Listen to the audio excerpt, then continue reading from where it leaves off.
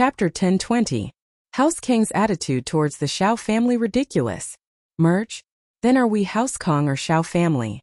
Dr. Kong waved his hand, cutting Cuepu off impatiently. Alright, that's enough. Xiaolong, tell us. Yes, Grandpa. Xiaolong walked up respectfully. Grandpa, second uncle's words are reasonable. But what we need to do isn't merge, we need to replace them. The Xiao family is in dire straits, and we need to make them even worse. Only when the Xiao family's title as an aristocratic family is removed will our Kong family have the chance to be promoted to a new aristocratic family. Looking at all the noble houses right now, we have the most potential. Uh-oh, not bad. Dr. Kong couldn't help but laugh at Xiaolong's words. Ha ha ha, Xiaolong is right, the Xiao family is in dire straits, and we need to make them even worse. Only when they're in dire straits will we have a chance. Good, good, good. What a great idea. Grandpa, you're too kind. Xiaolong smiled humbly. Cuepu frowned. What kind of logic was there in his words? If it weren't for Xiaolong giving him some face, he'd know that his words were bullshit. But his mind wasn't on this, and he didn't have any brains. What about Xiaoming?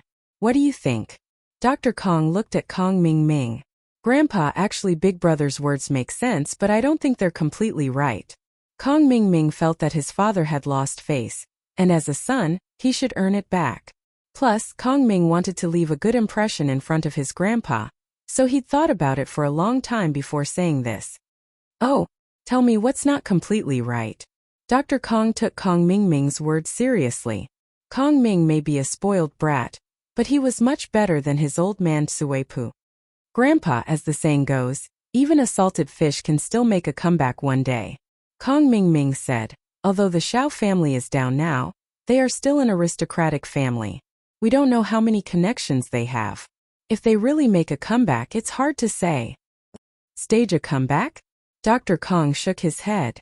In his opinion, how could the Xiao family stage a comeback? It's more like a broken family. However, Kong Ming had made a lot of contributions to the family recently, so Dr. Kong couldn't reprimand him. He just continued to ask, in your opinion, what should we do? I think the marriage with the Xiao family can't be broken, but not with Big Brother.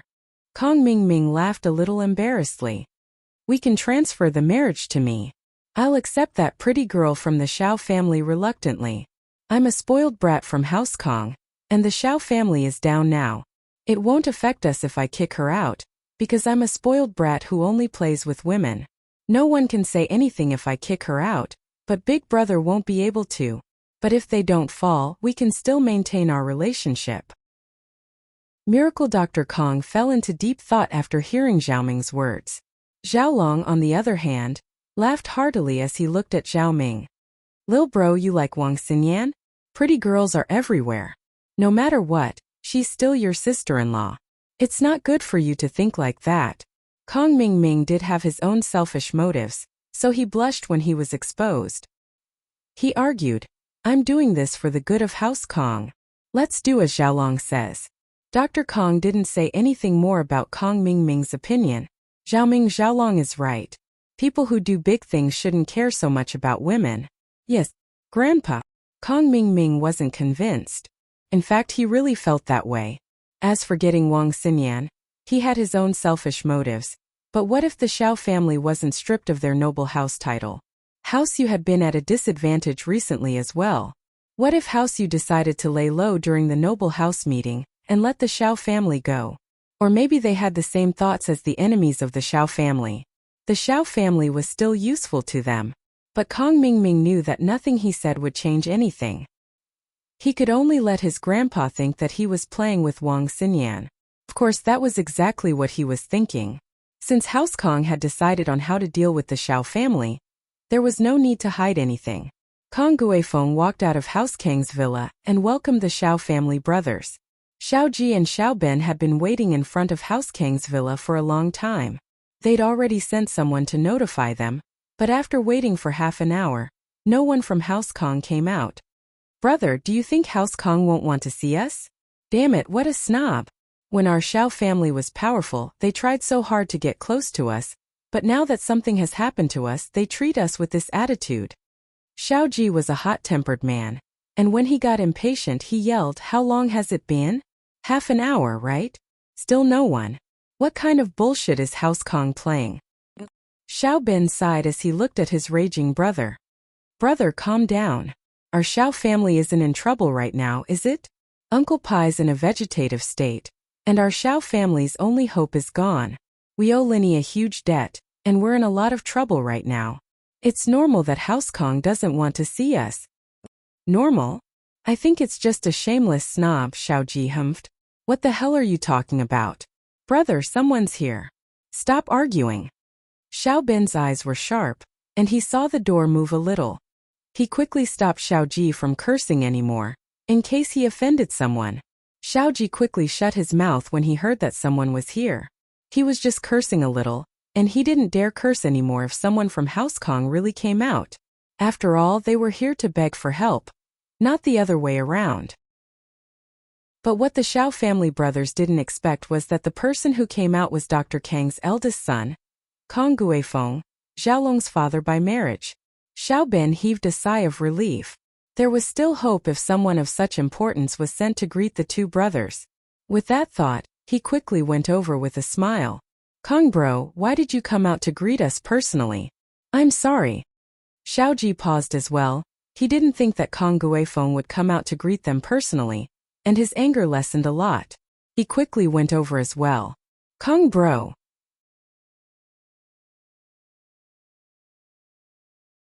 Chapter 1021. A bad memory. Kong Guifeng's attitude took Xiao Ji and Xiao Ben by surprise. They were considered in-laws with Kong Guifeng, and even if they weren't married yet, Kong Guifeng shouldn't be this cold, should he? It was as if he didn't know them at all. "Brother Kong, what do you mean? Xiao family and House Kong are in-laws. Isn't it inappropriate for them to visit each other?" Xiao Ben pretended to be confused. "In-laws? Since when did our families become in-laws?" Kong Guifeng blinked. "I don't think so, Xiao Ben. Xiao Ben, did you remember wrongly?" Xiao Ben was taken aback by Kong Guifeng's words as well. He didn't think that Kong Guifeng would say something like that. Wasn't he just denying it? Xiao Ben's face darkened. "Kong bro, didn't your son Xiaolong and my niece Wang Xinyan already set an engagement?" "Set an engagement? Look at my memory. Are you for real?" Guifeng, on the other hand, didn't know what was going on. He slapped his head. "I really can't remember. Can you remind me? When was the engagement ceremony? And which hotel was it held? Who attended the engagement banquet?" Wah! Xiao Ben and Xiao Ji froze. This engagement was clearly a verbal agreement. How could there be an engagement ceremony and an engagement banquet? They hadn't even started yet, so where was the hotel or the witnesses? Xiao Ben and Xiao Ji finally understood that Kong Guifeng was doing this on purpose. He wanted to cancel the engagement. Their Xiao family was in dire straits, and Kong Guifeng probably didn't want to get married to the Xiao family anymore. That was why he was acting dumb. "Kong bro, isn't this our verbal agreement?" Xiao Ben said, suppressing his anger. He knew that he couldn't lose his temper at this time. Once he lost his temper, he wouldn't have a chance. That would be falling into the Kong family's trap. They would use his anger as an excuse to cut ties with the Kong family. "Verbal agreement?" Kong Guifeng frowned. "I don't remember anything." "You..."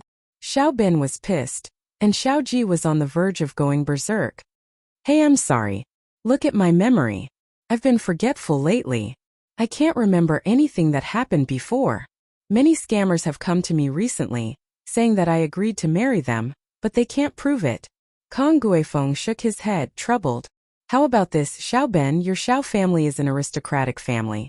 I believe that you aren't scammers, but there's no proof. Show me some evidence to prove that Xiaolong and your Xiao family have a marriage. I'll definitely approve of it. After all, Xiao family is an aristocratic family. It's an honor for us to marry you." "You motherfucker." Xiao Ji was about to scold him, but Xiao Ben glared at him. If that's the case, why do we need evidence? Why don't we make the decision now and rearrange the marriage? Our Xiao family also thinks that your Kong family is a good choice." Xiao Ben was a smart man, so he followed up on Kong Guifeng's topic. Kong Guifeng was stunned. He didn't expect Xiao Ben to catch on to his weakness. He couldn't help but be annoyed at his own carelessness. Xiaoji was also looking at his little brother in admiration. Amazing, truly amazing. Luckily I didn't scold him, or else this matter would have been ruined and irreversible. Hehe, Xiaobin, you're right. However, I still can't agree to it. Kang Guifeng shook his head and rejected again. Why is that? Why? Brother Kang's words just now were just flattery? Xiaobin took the opportunity to ask. That's not it. It's just that our Xiaolong is indeed engaged to another family, but I can't remember who it is at the moment. So, before everyone finds the evidence, I can't just casually arrange another engagement for Xiaolong for the time being. What if someone really has evidence and says that our Kong family broke off the marriage? Kang Guifeng said, so, Brother Xiaobin, you better go back and find evidence. Sigh, this memory of mine. I'm getting old, and my brain isn't working well anymore. After that, Kang Guifeng turned around and walked back to the villa. As he walked, he waved at the Xiao family brothers.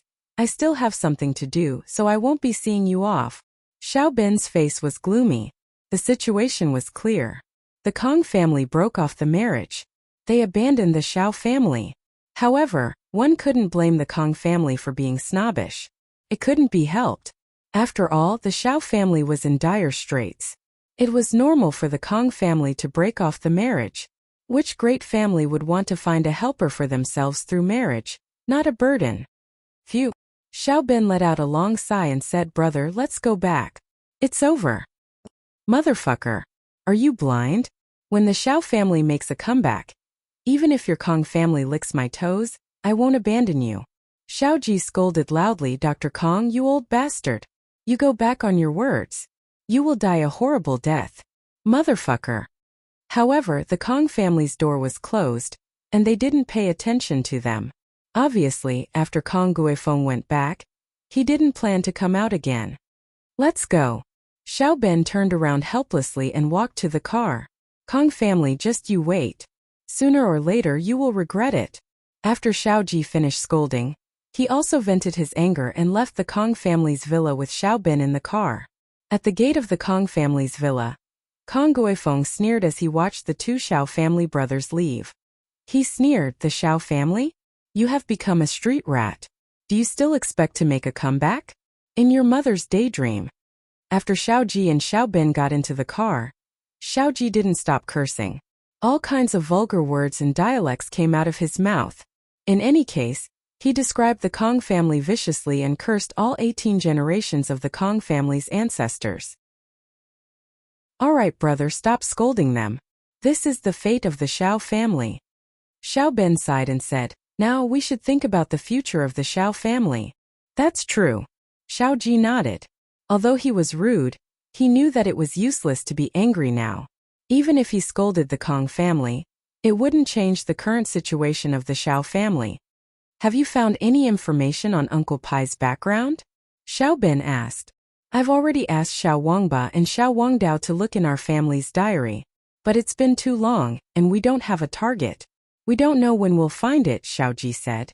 If only Uncle Pai could wake up and talk, Xiaobin said. Chapter 1022.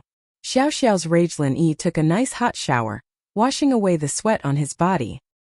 He put on his clothes and was about to leave when he realized that there were 10 missed calls and 20 messages.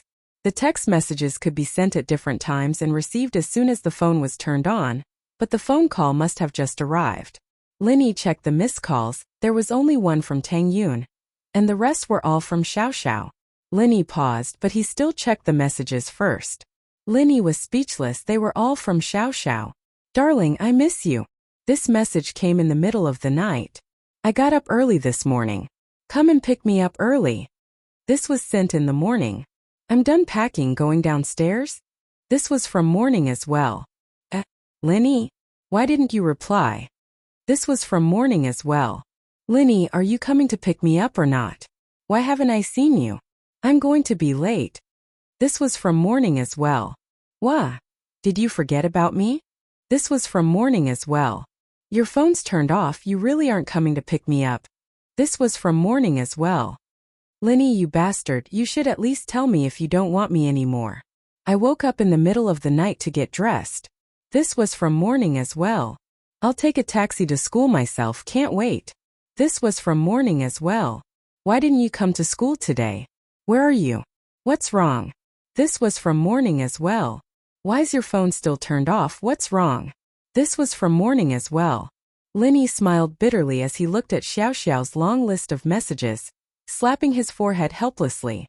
Only then did she remember that she'd promised Xiao Xiao yesterday that she'd take her to school this morning, but because of Uncle Fu, she didn't get to go. What about Yunin? How did she go to school?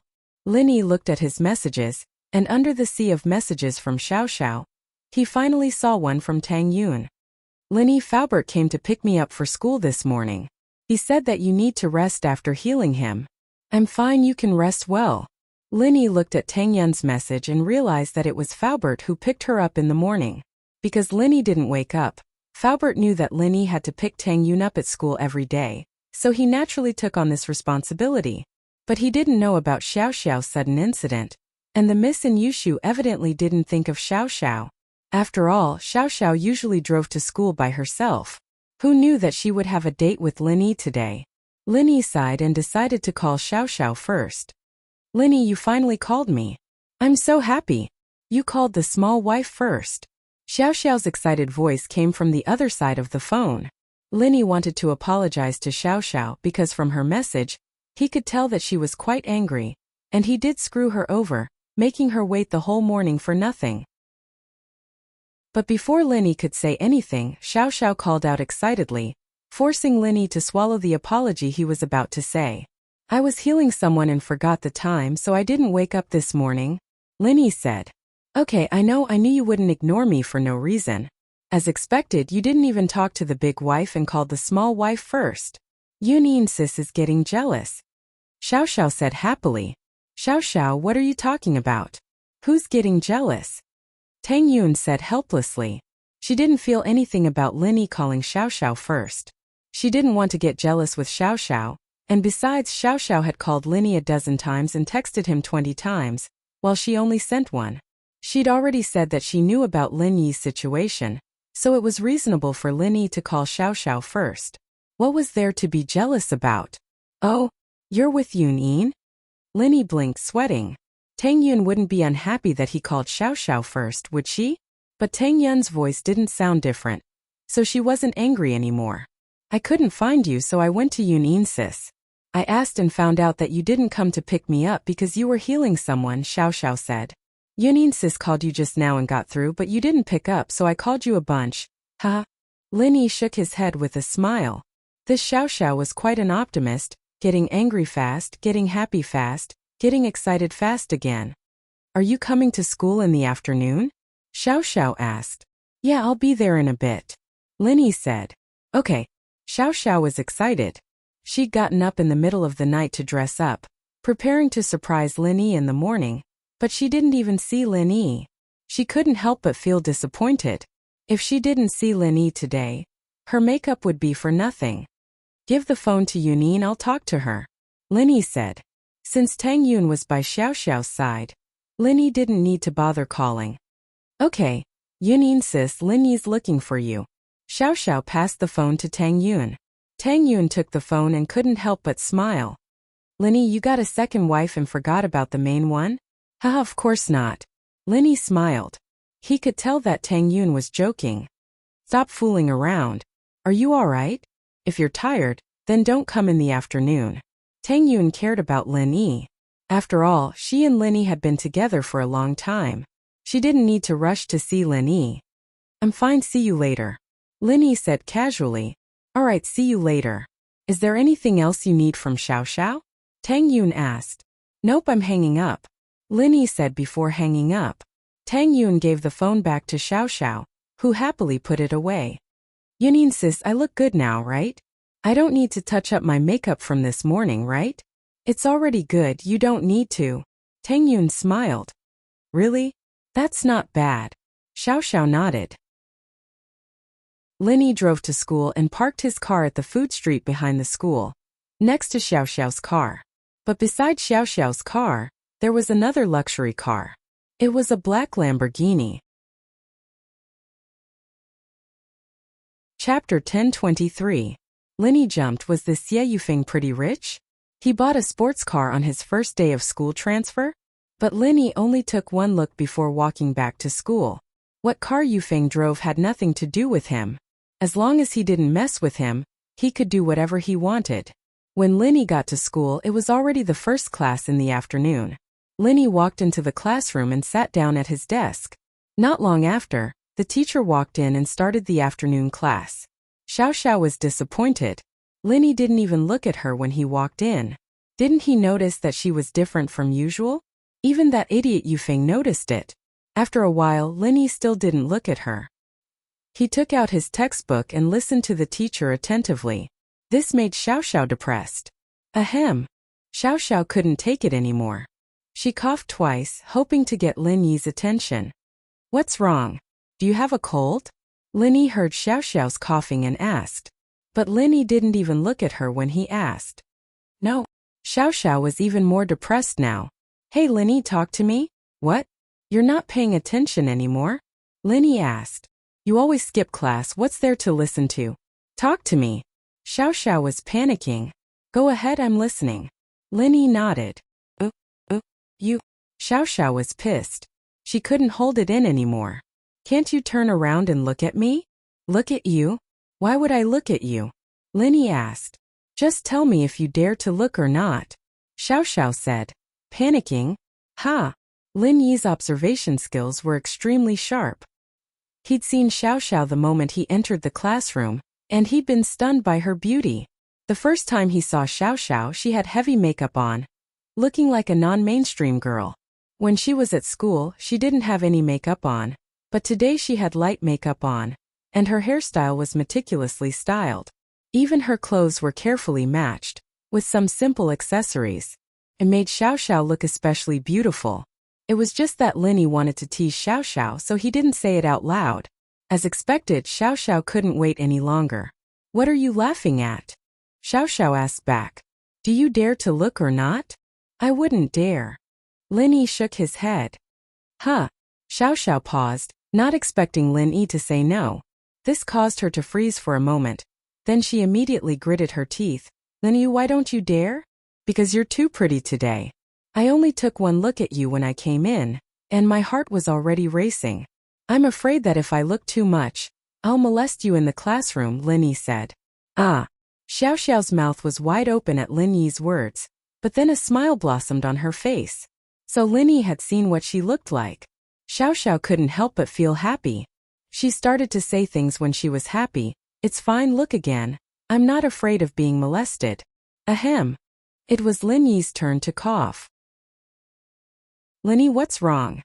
Do you have a cold? Xiao Xiao asked with a smile as she saw him coughing. She knew that Linny was shocked by her words, but it was fun to scare Linny a little. No. Linny smiled bitterly. Xiao Xiao, you really are pretty today. Good thing I didn't wake up early for nothing. I almost exploded when I didn't see you this morning. So I went to the washroom to wash off my makeup and messed up my hair. Xiao Xiao smiled. Linny was getting a little restless from Xiao Xiao, but now that both Tang Yun and Tianlong had agreed to the relationship between Linny and Xiao Xiao, and even the Miss and Shu weren't against it, Linny couldn't resist the temptation anymore, and his hands started moving. Xiao Xiao suddenly felt Lin Yi's arms around her waist, and her face reddened. As brave as she was in a classroom, and the teacher was still teaching. She was starting to get nervous. But Linny had finally taken the initiative to get close to her, and she didn't want to let go of Lin Yi's hand. Usually Linny wouldn't do something like this, and so Xiao Xiao was in a dilemma. Her body was stiff from nervousness, like a lobster that had come back to life. Linny sensed that Xiao Xiao wasn't acting normally, and quickly took his hand away, blaming himself for being impulsive. Xiao Xiao was a girl after all, and while she was a little bold, it wouldn't be good if other people saw him cuddling with her in the classroom. Xiao Xiao breathed out in relief when she felt Lin Yi's hand move away. But she was a little disappointed. Xiao Xiao's heart raced when Lin Yi touched her. And to tell the truth, she really liked this feeling. Was this the pleasure brought by intimate actions between lovers? Xiao Xiao knew that she didn't have much time left, and she didn't care if things progressed too fast or too slow. Since she'd chosen Lin Yi was her one and only boyfriend in this life, and also her last boyfriend. She was going to be 20 soon, And who knew when she'd die? She wanted to enjoy the feeling of being in a relationship, and she didn't have the time to be reserved. But she was afraid that she'd scare Lin Yi if she was too passionate. Tang Yun seemed to be a reserved person, right? At that thought, Xiao Xiao started to struggle. What a headache, she couldn't act too impatient. Xiao Xiao, I'm sorry. Lin Yi apologized bitterly, thinking that Xiao Xiao was angry when she didn't say anything. It's nothing. Xiao Xiao shook her head. We're sitting at the back and no one can see us. You can continue if you want, haha. We'll talk about it when there's no one around. Lin Yi controlled his desire and said. Oh. Xiao Xiao nodded, feeling a little down. But since Lin Yi said that they'd talk about it when there was no one around, that meant that Lin Yi had agreed. Lin Yi would always reject her, but now that he'd agreed, it made Xiao Xiao very happy. She whispered into Lin Yi's ear. When there's no one around, I'll let you touch my chest. Chapter 1024. Chapter 1022. Xie Yufeng's plans, but remembering that they were in the classroom, he shook his head. But Xiao Xiao's words were too tempting and destructive, and he didn't know how she managed to say it. Xiao Xiao didn't mean what she said, but the listener meant what she said. The only thing she could think of being intimate with Lin Yi was that time at the auction, so she just blurted it out naturally, not thinking too much about it. But from Lin Yi's point of view, it sounded a little tempting. Why were you reacting so strongly? Lin Yi's actions almost made Xiao Xiao's heart pop out of her chest. She was already nervous, and Lin Yi's sudden quacks scared her. It's fine, Xiao Xiao, don't try to tempt me in class, Lin Yi said helplessly. Ah. Xiao Xiao blinked, blushing. Since when did I? Haha. Lin Yi smiled. Xiao Xiao turned her head away, embarrassed, not daring to look at Lin Yi. She was brave, but she couldn't take Lin Yi's teasing. But just as Lin Yi and Xiao Xiao were teasing each other, an unfriendly gaze shot over, stopping on Xiao Xiao's face before glancing at Lin Yi's face. The owner of the gaze had a dark expression as he humphed coldly. This kid's quite popular. Yeah, Master Xie. That kid's a bastard. He made Master Xie so miserable yesterday. Song Ming nodded. Master Xie can't fight. He has to hide his strength. Otherwise, that Lin Yi won't be a match for Master Xie. He's just a mystic early phase. He's so weak in front of Master Xie. House Yu's current understanding of Lin Yi's strength came from Yu Kuan. At that time, Lin Yi was indeed at the early phase of mystic class, and House Yu would never have dreamt that Lin Yi could rise 2 levels to the middle phase of mystic class in such a short amount of time. As far as they were concerned, this was impossible and illogical. One had to know how long it would take to level up and what kind of price one had to pay. House Yu knew this very well, so they didn't think that Lin Yi could level up at all. So Yufeng didn't know that Lin Yi was already a mystic mid-phase master. As far as he was concerned, he was a peak early phase mystic class master. It was more than enough to kill Lin Yi. He couldn't be blamed for thinking so. He didn't have a cheat like Lin Yi, so how could he see through Lin Yi's strength? Of course. But for the sake of House Yu's plan, I can't use my chi. I'll have to bear with it for now. Yufeng humphed coldly. This Xiao Xiao is a slut too. Look at that dirty face of hers, getting so close with Lin Yi. She's not a good person either. Right, did you find out anything about the girls I asked you to investigate? Yufeng wasn't able to get Xiao Xiao yesterday, so naturally he was pissed. Seeing how close Xiao Xiao and Lin Yi were, he wasn't too happy either. Master Xie, other than Meng Yao, we've investigated the rest. This Xiao Xiao's family isn't anything special. Her father may be a secret agent, but he wouldn't go against House Yu just because of his daughter. Song Ming said. What about the others? Yufeng nodded. That Yushu is from House Chun. It's best if you don't touch her, Master Xie. Song Ming said. House Chun? Noble House Chun? Yufeng asked. Yes, her brother is Chun Yutian. Although Chun Yutian is the only practitioner left, it's still a noble house. Song Ming said. So it's best if you don't touch her. Oh, then let her go for now. That girl's pretty bad. I really don't want to mess with her. Yufeng nodded. What about that Tang Yun? Normal family, her parents are laid off. They don't even have a house, staying in the hospital. Song Ming said. You can touch her even if you kill her. Oh, not bad. Let's start with Xiao Xiao, then look for that Tang Yun. Yufeng nodded. Master Xie, this Xiao girl doesn't seem to be easy to handle. Should we do something? Songming suggested. In Yanjing, Haoxi was a big family, so Songming and Penghu didn't care about anything when they were with Yufeng. As far as they were concerned, hitting on girls like this was a common thing. Not yet, let's wait and see. My charm hasn't been unleashed yet. Once it's unleashed, they'll throw themselves at me. Yufeng remembered the scene of him getting beaten up yesterday and couldn't help but grit his teeth. Fuck. Yesterday was supposed to be a good opportunity, but that Linny kid just had to be there. Not only did I get beaten up, I didn't even get to show my strength. Young Master Xie, those people from yesterday, do you need me and Li Penghu? Songming made a beheading gesture as he said this. No need, we're new here, so it's best not to cause trouble. Yufeng shook his head. We'll let them go for now, but we won't let this go just like that. We need to find out who they are first. No problem. Songming nodded.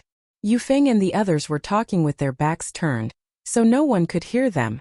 Because of the angle they were at, they weren't worried that Linny could read their lips. But, although Linny didn't hear what they were saying, he knew that they were up to no good just by looking at how they were mumbling. He tightened his guard. The second class in the afternoon was physical education. Although some of the subjects were cancelled for the third year of high school, physical education was still maintained. First, it was to give the students a chance to exercise their bodies. Second, it was because Songshan City's high school entrance exam would be added to the physical education test. If they didn't pass, it would affect the exam. The additional PE test was a selective one, such as running, long jump, basketball, chin-ups, and sit-ups. The requirements for boys and girls were different as well. So in order to get a good result in the PE test, the 12th year's PE class became a targeted training. It was just that in the summer boys and girls didn't wear many clothes, and many girls wore skirts, so it was easier for them to be exposed. So the PE class was separated for boys and girls, 1 week for girls. The girls were in the gymnasium, and there was a female PE teacher to guide them, so they didn't have to hide anything. Many girls would just take off their jackets when it was hot, and they'd just wear a tank top to train.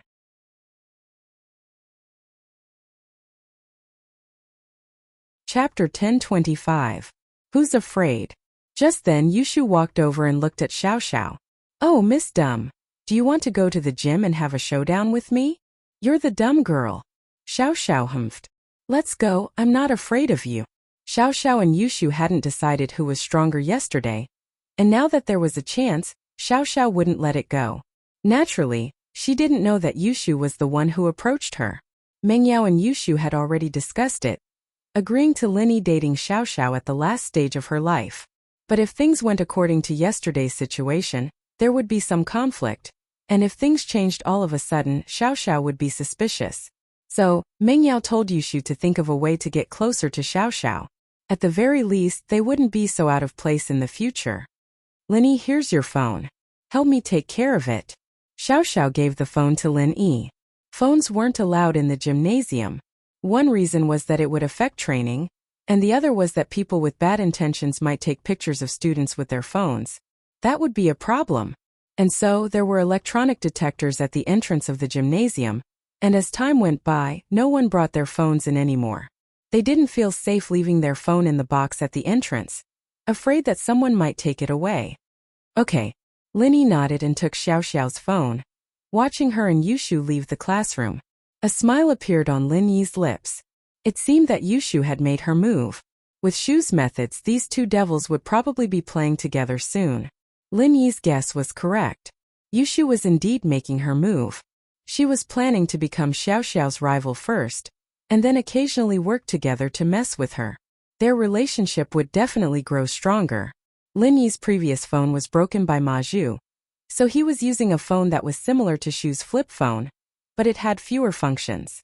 The system wasn't smart, and there wasn't much to play in the games. This class was a physical education class for the girls, but it was a self-study class for the boys.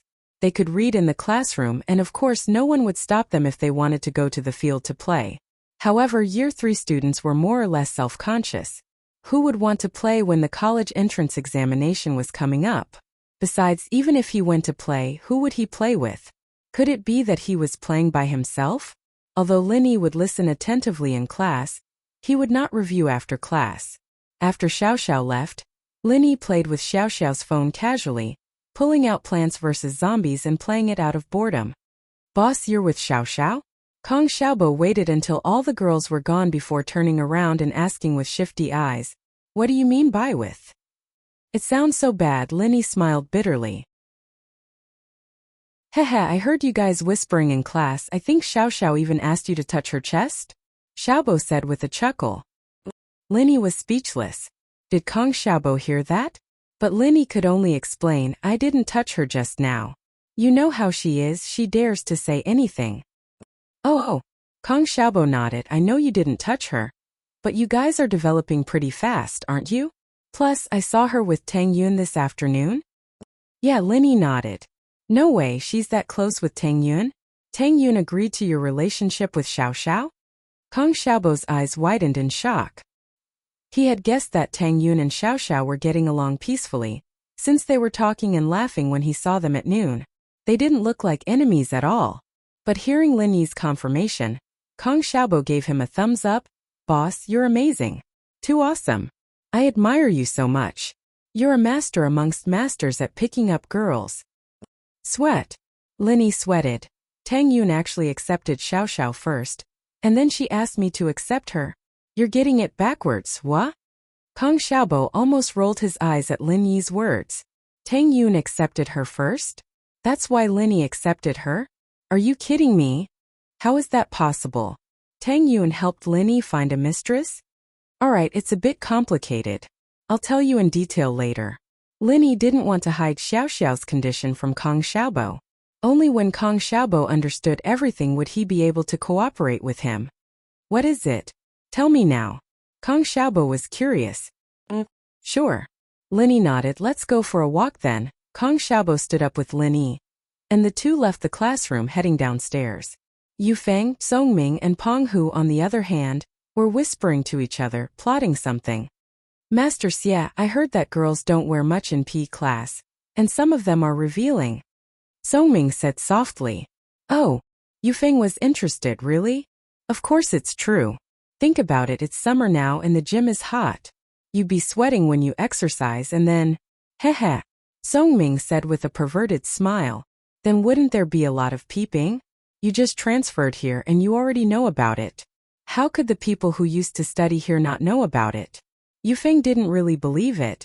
Of course they know, but the gym's windows are really high, and the shortest is at least 3 meters. Who can even look up there? Songming smiled. Only a master like you can fly up there. But that's not a good idea, right? What if someone sees it?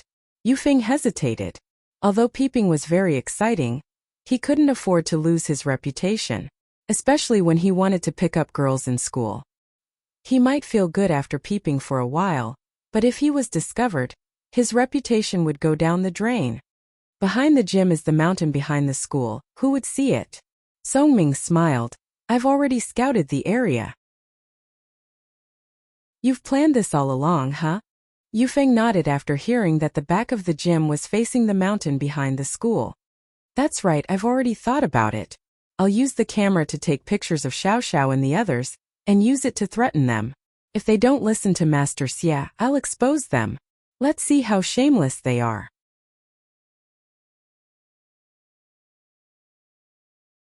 Chapter 1026. Fight to the death. Alright, we'll go now. Is the camera ready? Yu Feng asked. Phones won't be able to record clearly. Of course, it's a new product, 60x optical zoom. I just bought it. Songming took out a small camcorder from his bag and smiled at Yu Feng. What do you think? Not bad, right? I heard you can even use it to shoot AV. Oh, it looks pretty good. Yu Feng took it and played with it before giving it back to Songming. Let's go, we'll go peep. The three walked out of the classroom, and Yu Feng suddenly remembered that Linny had left the classroom as well. Linny wouldn't be peeping too, would he?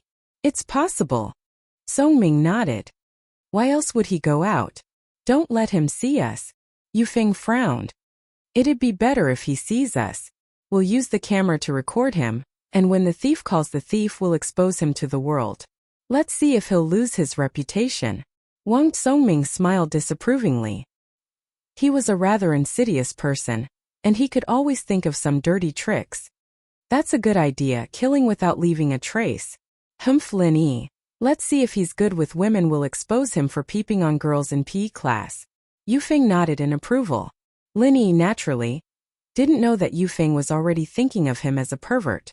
Lin Yi and Kong Xiaobo were sitting on a flower bed in the school field, talking. Boss, does that mean Xiao Xiao is really going to die? She has a terminal illness and even you can't do anything about it?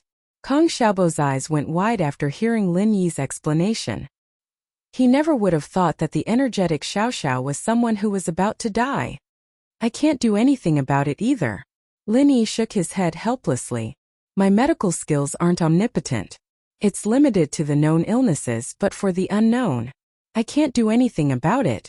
I said it before, I can't find anything in Xiao Xiao's body. How am I supposed to cure her? That's true. We don't even know what illness she has, so how can we cure it? Kong Xiaobo sighed. She's so pitiful. Even the heavens are jealous of her beauty. Yeah, I thought she had an ulterior motive when she approached me, but it doesn't matter now. She's willing to let me teach her how to race or anything else. She only has less than a year left to live, and I'll try my best to satisfy her wishes.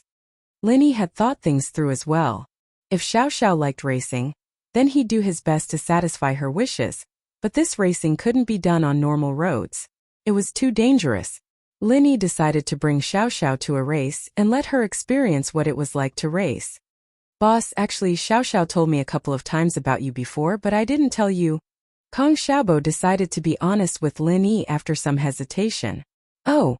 Lin Yi narrowed his eyes as he smiled at Kong Xiaobo. Kong Xiaobo was a little embarrassed from Lin Yi's stare. He coughed dryly. Boss, actually Xiao Xiao told me that she likes you and wants to pursue you. I saw how pitiful she was and my heart softened. I told her how to pursue you. Oh? How? Lin Yi smiled. I told her that you're a good person, boss, and you can be persuaded but not cowed. If she goes against you, then there's no hope, but if she goes along with you, then there's still hope. Kong Xiaobo said, embarrassed. Haha, it's nothing. Lin Yi nodded. Kong Xiaobo's words weren't anything confidential, but as one of Lin Yi's most trusted people, Lin Yi still reminded him. Xiaobo, you mean well, but don't say these things again.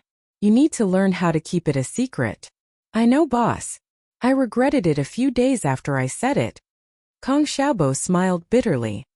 I read some books about business and management, and they all mention the importance of business secrets.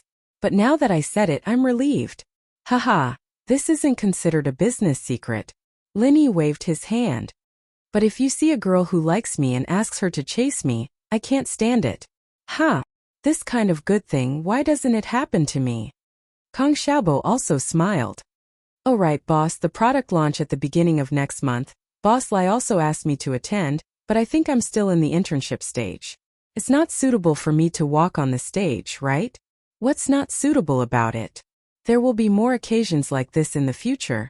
There will be a process of adaptation, Lin Yi said. When the time comes, just follow Fatty Lai and watch more. Okay, boss. Kong Xiaobo nodded. Let's go, we'll just walk around. Lin Yi sat for a while and felt that the sun was a little hot, so he stood up. Kong Xiaobo had decided to work hard on his business, so the college entrance exams weren't that important anymore. He just needed to spend money to get into a university. He didn't need to be too serious. Studying hard for more than 10 years was just to have a good future. And now that Kong Xiaobo had a bright future, he wouldn't put the cart before the horse. Looking at the familiar campus, Kong Xiaobo felt a little emotional. 2 months ago he was just a normal student, but after meeting Lin Yi everything changed. He became the vice president of a company, and he even found a beautiful girlfriend. Although her leg was a little lame, with Lin Yi around it wouldn't be a problem if it was cured. In the school gymnasium, Xiao Xiao and Yushu were ready for a fight to the death. The two were at the starting line, their eyes wide open as they glared at each other. I told you couldn't do it.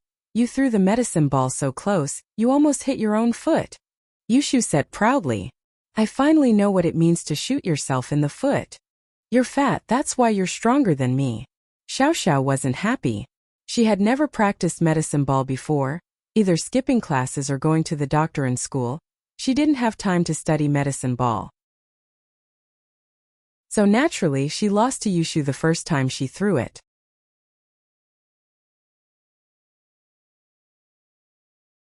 Chapter 1027.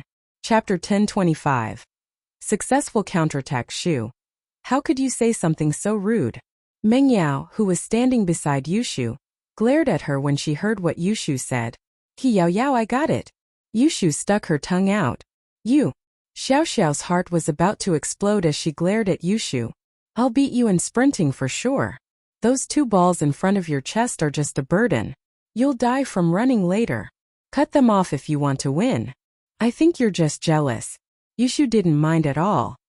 Don't you see that your Yun sis is starting to get her breasts enlarged? You're too flat, Shield Bro doesn't like the small ones. Meng Yao on the other hand frowned. Linny didn't like the little ones? Then, should she get her breasts enlarged as well? Even Tang Yun was starting to get her breasts enlarged. She couldn't fall behind. The miss had never thought about getting her breasts enlarged before. After all, she'd always lived in a world where she was the center, and she only had Shu as a friend. She didn't need to get her breasts enlarged for anyone, and she didn't care if a man liked her breasts or not, but now, Meng Yao realized that she was starting to care about these things. Yes, it wasn't that she cared, it was that she'd grown up and loved to look pretty. Meng Yao found an excuse for herself. That's right, she loved to look pretty when she'd grown up. Who said that? Linny touched it and he said it was good, it felt good, he really liked touching it. Xiao Xiao said furiously. Touched you? When? Yushu blinked. A while ago in Yanjing I was sitting next to him at the auction. Xiao Xiao said logically, wanting Yushu to know that she wasn't making it up. Oh, so it's only once? Yushu breathed out in relief, giggling. Shield Bro always touched me when he was at home. A couple times already. Bullshit. Xiao Xiao said with a smile on her face. She saw the PE teacher raise the flag in his hand, getting ready to run. You're the one who's bullshitting. Yushu was about to retort when she realized something was wrong. Xiao Xiao was already gone. Sister Yao Yao and the others also started to run. Haha. Big idiot Shu, I'm going first. Xiao Xiao was dancing around happily. I'm going to win for sure this time. Wait for me, you're cheating. Yushu started running chasing after Xiao Xiao, but this was a 100-meter dash, and Xiao Xiao was already so far away. How was Yushu going to catch up? In order to run faster, Yushu put her hands on her chest as she ran, but by the time she reached the finish line, Xiao Xiao was already a few seconds away. Ha! Xiao Xiao was on the verge of tears. Ha ha ha ha! I won! Xiao Xiao Xiao, why don't you laugh yourself to death? No wonder you're called Xiao Xiao. Yushu was pissed. I wouldn't have lost if you hadn't cheated. What do you mean cheated? The teacher waved the flag, and I started running. What kind of cheated is that? You didn't see it yourself and you're saying I cheated? You're just a little bit of a renege on society. Xiao Xiao finally countered Yushu's shamelessness perfectly. Yushu didn't expect this Xiao Xiao to be this strong as well. She couldn't get the upper hand at all when fighting her, and the two of them were evenly matched right now. Ha ha ha. I'm dying of laughter. Xiao Xiao didn't stop laughing, but after 2 laughs she stopped abruptly, clutching her stomach as she crouched down in pain. Yushu looked at Xiao Xiao confused. What's wrong? I just ran. And I'm laughing so hard it hurts. Xiao Xiao said weakly as she crouched on the ground. Ah. Yushu's eyes went wide, almost bursting out in laughter. What did it mean to have extreme joy turn to sorrow? This was it. She was a living example. But remembering Xiao Xiao's pitiful life, Yushu couldn't laugh anymore. She crouched down and pulled Xiao Xiao up. Let's go. I'll help you to the chair over there to rest. The PE teacher noticed something was wrong and walked over, asking what was going on. Meng Yao stayed behind to explain, telling the teacher that Xiao Xiao was just choking, and the teacher let out a sigh of relief before leaving. If something were to happen to the student, the PE teacher would be held responsible as well. Xiao Xiao looked at Yushu shocked. The two were enemies, and she didn't believe that Yushu would be so nice as to help her to rest. You're really going to help me to rest? Xiao Xiao looked at Yushu in disbelief. Oh, Yushu's brain spun furiously. She was indeed acting a little out of the ordinary. Logically speaking, she should be pointing at Xiao Xiao and laughing when she saw her pained face. but Yushu really couldn't laugh at all. However, she finally thought of a reasonable reason and said, I'm evenly matched. Naturally, I won't let you die so quickly. I little Shu am a very upright person. I never take advantage of others. So let's wait for you to rest first, then we'll compete again. It's a tie now. Haha, I see. Xiao Xiao nodded after hearing Yushu's explanation. You're not a bad person. If you didn't fight with me over Lin Yi, we'd be playing together. Yeah, I think so too, Yushu nodded. The two sat on the chairs at the side of the gym and rested. After resting for a while, Xiao Xiao felt more or less recovered, but she didn't dare do any more strenuous exercises. I'm afraid I can't fight you today. I'm still feeling a little uncomfortable, and I'm afraid I'll have a chest ache again. It's fine, we'll fight with words if we can't fight, Yushu said nonchalantly. Fight with words? Xiao Xiao blinked. Fight with pranks, see who's better at pranking. Yushu said. That's a good idea. But who are we pranking? I'll say this first, I'm not going to prank Lin Yi. Xiao Xiao's but hurt just thinking about pranking Lin Yi. Plus, she didn't want to prank Lin Yi right now. Oh, you can't prank Shield bro, he's too strong. Only an idiot would prank him. Yushu shook her head and looked at Xiao Xiao, smiling evilly.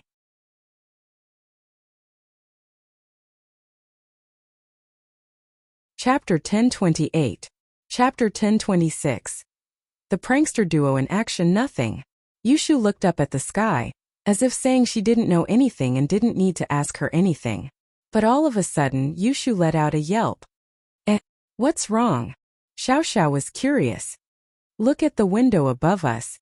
Yushu pointed at the top of her head with a weird look on her face. What's wrong with the window? Xiao Xiao raised her head, confused, but what she saw gave her a big fright. There was a person lying on the ground outside the window, but there was a security net outside the window, so people couldn't stick their heads in from the outside. Xie Yufeng. Xiao Xiao recognized the person on the window. It was the new transfer student from yesterday. She couldn't help but get a little annoyed. This guy looks like a dog, but why is he so perverted? Peeking at girls training? Yeah, but we found him. Yushu's face lit up with excitement. Xiao Xiao nodded, understanding Yushu's gaze. The two didn't need to talk much, and they were already making their way to the gym's warehouse. The gym teacher didn't lock the door when he opened the warehouse to take out the medicine balls and other training equipment, since they still had to put them back after class. There was no way the teacher would think that someone would go into the warehouse during class. Yushu and Xiao Xiao went into the storehouse to look for tools to mess with people. The gymnasium storehouse was really big, and there were a lot of things. Other than sports training equipment, there were also sports clothes and school security uniforms. Heh. Yushu pulled out a couple of ice skates and nail shoes from a rack, smiling. Xiao Xiao looked at the weapons in Yushu's hands, her lips curling up slightly. You want them to fall and sit on it? Yeah, but how do we make them fall down? Yushu nodded, troubled as well. Xiao Xiao's eyes scanned the warehouse before landing on something. She quickly ran over and picked it up, waving her hand happily. Leave this to me. I'll let them have a taste of the stun baton. There was a stun baton in Xiao Xiao's hands. These were used by the school security guards when they patrolled the school at night. Naturally, there were extra ones just like the security guards' uniforms, which were kept in the warehouse. Then we'll split up. Yushu felt that this Xiao Xiao was a match made in the first place. Yufeng and the others were dead for sure. No problem. Xiao Xiao raised her right hand. Yushu raised her hand and high-fived Xiao Xiao. Let's celebrate a big victory. After I set up the trap, I'll meow like a cat under the adjacent window. Then you'll shock them down. With that, Yushu ran out of the gymnasium with a bunch of nail shoes and ice skates. Xiao Xiao, on the other hand, took the electric baton and went to the window next to Yufeng's. This was a blind spot, and if Yufeng didn't intentionally look down, he wouldn't be able to see the people on the seats. Xiao Xiao, on the other hand, was sitting next to the window, and it was even harder to see. Yufeng, Penghu, and Songming all climbed up the wire mesh on top of the window. The mesh was a bit high, but with the help of Yufeng's qi, Penghu and Songming were easily pulled up. Did you find her? How come I don't see Xiao Xiao? Yufeng looked outside the window for a long time, but he didn't see Xiao Xiao anywhere. He mumbled to himself, "This girl isn't skipping class, is she? Yeah, I don't see her either, but I see Mingyao. She's wearing shorts and she didn't take off her shirt, so there's nothing to see." Songming said regretfully, "I don't see that big tits Yushu either." Penghu said pervertedly, "Every time I think of her breasts I can't sleep." Yushu had just walked under the tree when she heard Penghu talking bad about her. She was pissed. Her breasts were for shield bro, and he dared to fantasize about her? I'll leave this ice skate to you. You better sit on your balls. Yushu lined up the ice skate and nail shoes in the path of the three's fall, and she snuck under the wall next to the window. This way, the three wouldn't be able to see her from their angle. After doing all this, Yushu pinched her nose and meowed like a cat. Meow. The cat's meow gave the three of them a scare. Yufeng was a mystic, but in order to hide his identity, he didn't dare use his qi casually. He only used a bit of qi when he went up the wire, and the rest was suppressed inside his body. Who knew when Lin Yi would show up? He saw Lin Yi come out of the class. What if Lin Yi came here? So naturally, he didn't notice Yushu coming over. What's that sound? Yufeng frowned. Sounds like a cat, it's fine. Songming shook his head. Yeah, it's a cat and it's a female cat in heat. Penghu added. Oh. Yufeng nodded and continued peeping. Yushu was pissed. Your mother is the female cat in heat. You'll get it later. In the gymnasium, Xiao Xiao heard Yushu's signal and quickly climbed up the back of the seat to the edge of the window. Since there were seats to support her feet, and the inside of the gymnasium was higher than the outside, it was easy for her to climb up to the window. Hee! Xiao Xiao grinned and turned on the electric baton, stabbing it into the barbed wire. The wires outside the window were all interconnected, and so when Xiao Xiao touched them with the baton, Yufeng, Songming and Penghu cried out in pain, shivering as they fell off the wire. But the moment he landed, he saw the spiked shoes and ice skates, and he jumped in fright. If he sat on them, he'd get an anal fistula. Yufeng jumped in fright. He subconsciously wanted to use his qi to protect himself and jump away. That would push Songming and Penghu away. HM? Isn't this Yufeng? Are you a trapeze artist?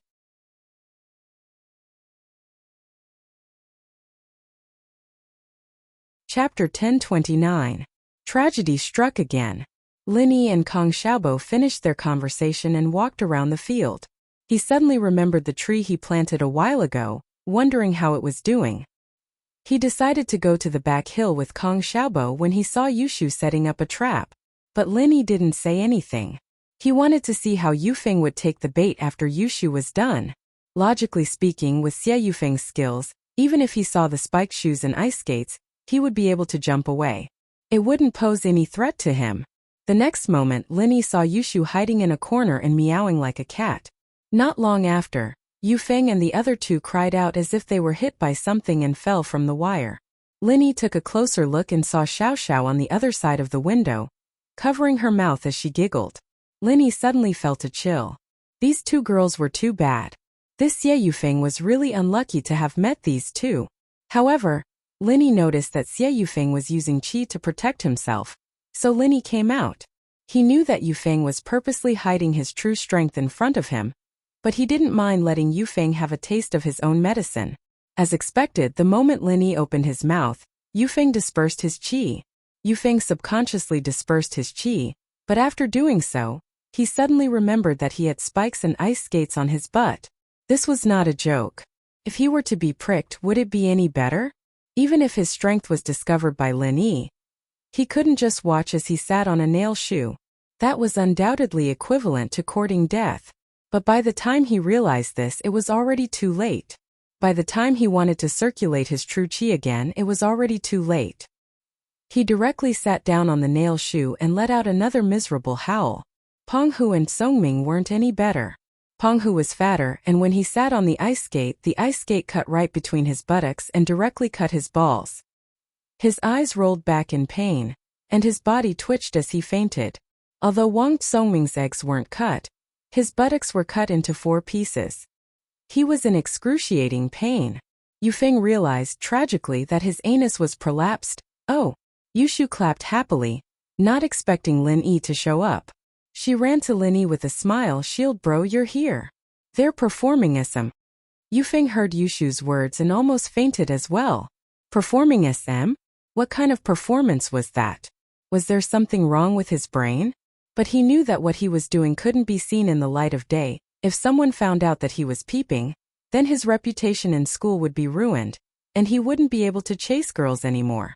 With that thought, Yufeng gritted his teeth and stood up, enduring the pain. He was truly a cultivator, and his endurance was pretty strong. Kicking the unconsciously Penghu, he pulled the howling Wang Tsongming and cursed, "Get up and go to the hospital if you don't want to die." Penghu's balls were cut, but Yufeng's kick woke him up. And so, he got up from the ground and ran to the hospital with Yufeng and Tsongming. Xiao Xiao, on the other hand, saw Lin Yi from the window. She put the electric baton back into the storage and ran out of the gym as well. This scene was not discovered by the teachers and students who were training over there. After all, they were training in full swing over there, and they were all shouting slogans. Compared to them, the movements here were much quieter. "Lin Yi, why are you here?" Xiao Xiao saw Yushu and Lin Yi talking, not wanting to be outdone. "You too." Lin Yi smiled bitterly. "Aren't you a little too much?" "Oh, shield bro, who do you think is more violent?" Yushu asked. With that, she looked at Lin Yi expectantly, and so did Xiao Xiao. She and Yushu were tied before, so Lin Yi's evaluation was quite important. Of course, even if it wasn't a tie before, Lin Yi's evaluation was still very important, because they wanted Lin Yi's approval the most. "I think you two need to be together to bring out your full potential," Lin Yi said. "Oh, I see." Yushu frowned after hearing Lin Yi's words. She thought about it and forced herself to say to Xiao Xiao, "Since Shield Bro likes our combo, I'll force myself to team up with you once in a while." Force yourself?" Xiao Xiao curled her lips in disdain. "I'm the one who's taking care of Lin Yi's face by teaming up with you. But if you provoke me again, I'll break up with you and go solo." "I can't provoke you, but you can't provoke me first either," Yushu said after some thought. "How about this? Whoever provokes me first gives up. You're just a small wife, why would I care if you don't provoke me first?"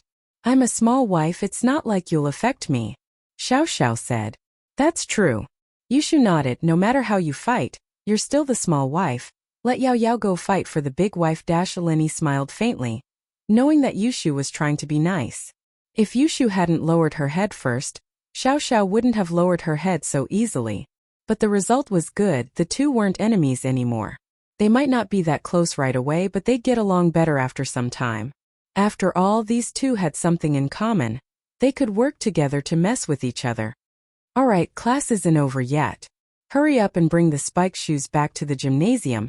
Don't let anyone find out." Lin Yi pointed at the bloodied shoes and ice skates on the ground. "Okay."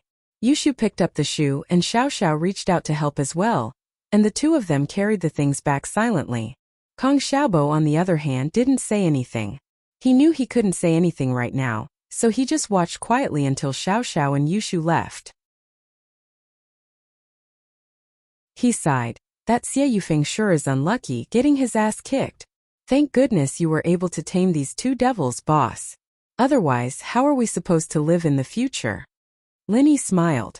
It was true, Yushu and Xiao Xiao were devils in front of outsiders, but they were very gentle to him.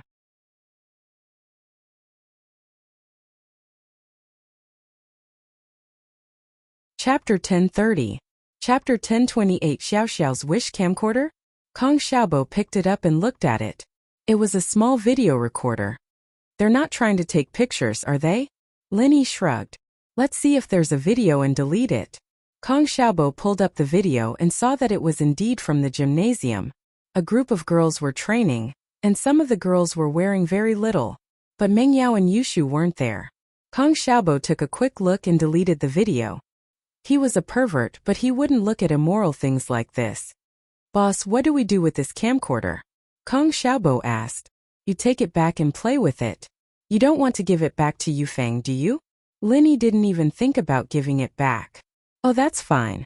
I'll give it to Fun to play with." Kong Xiaobo put the camcorder away happily. After this incident, Lin Yi didn't want to stay in the school anymore.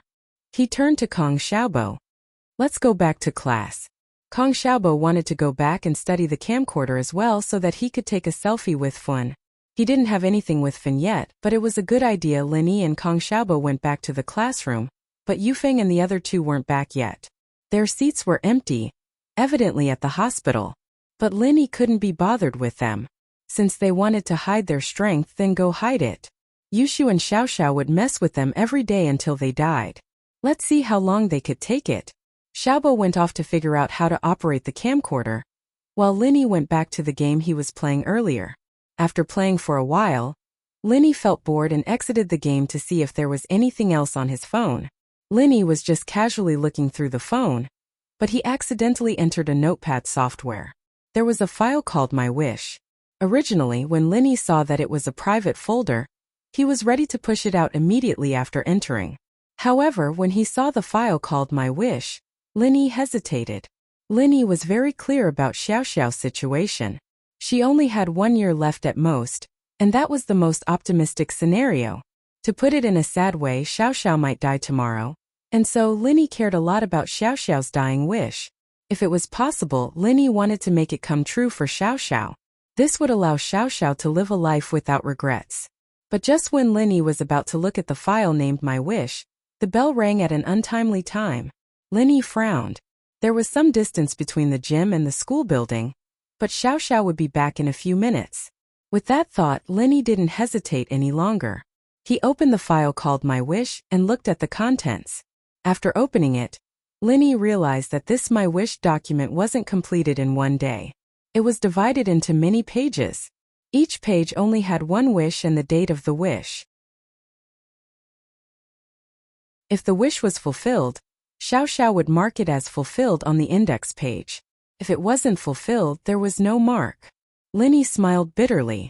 If it was all written on one page, Lin Yi might be able to finish it in a few minutes, but if he had to go through it page by page, he might not be able to finish it today. But there was physical education every week, and Lin Yi wasn't in a rush to finish it all in one day. He'd read as much as he could today, and pick the easier ones to help Xiaoxiao first. Lin Yi opened the link with the earliest date on the index page and started reading. Can my illness really be cured? I'm going to Yanjing's hospital with Dad tomorrow. I heard it's a hospital that specializes in hereditary diseases. I'm so nervous. I hope this hospital can cure me. Looking at Xiaoxiao's wish, Lin Yi was a little speechless. If her illness could be cured, why would Lin Yi go through all that trouble to fulfill her wish? This Xiaoxiao's wish was really... But looking at the date, Lin Yi shook his head and smiled bitterly. This wish was written 3 years ago, and Xiaoxiao was probably still fantasizing about her illness at that time. But was this phone Xiaoxiao was using 3 years ago? But thinking about it, Xiaoxiao must have imported it after she changed her phone. Lin Yi closed this wish and looked at the second day's wish. Compared to the first wish, the second one was more normal. I want a sports car.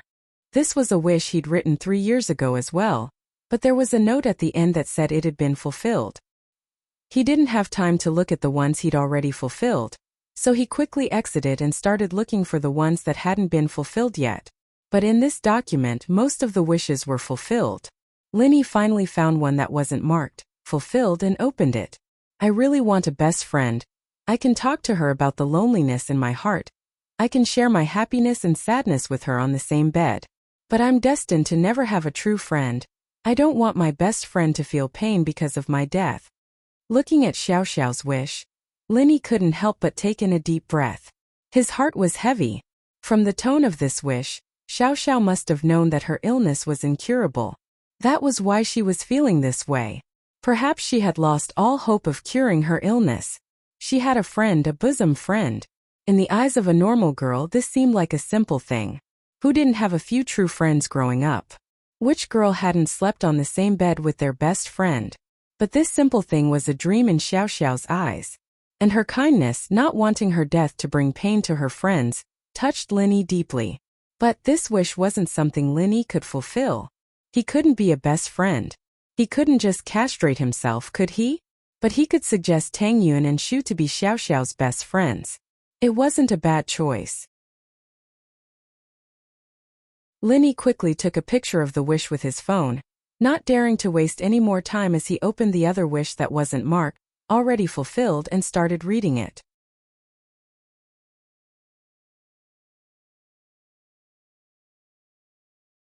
Chapter 1031. Chapter 1029 Shocking Wish. This was a wish that Linny could consider helping Xiao Xiao. It wasn't too much to ask, and Linny could do it too. It was only now that Linny understood that Xiao Xiao wasn't a rebellious girl who liked racing.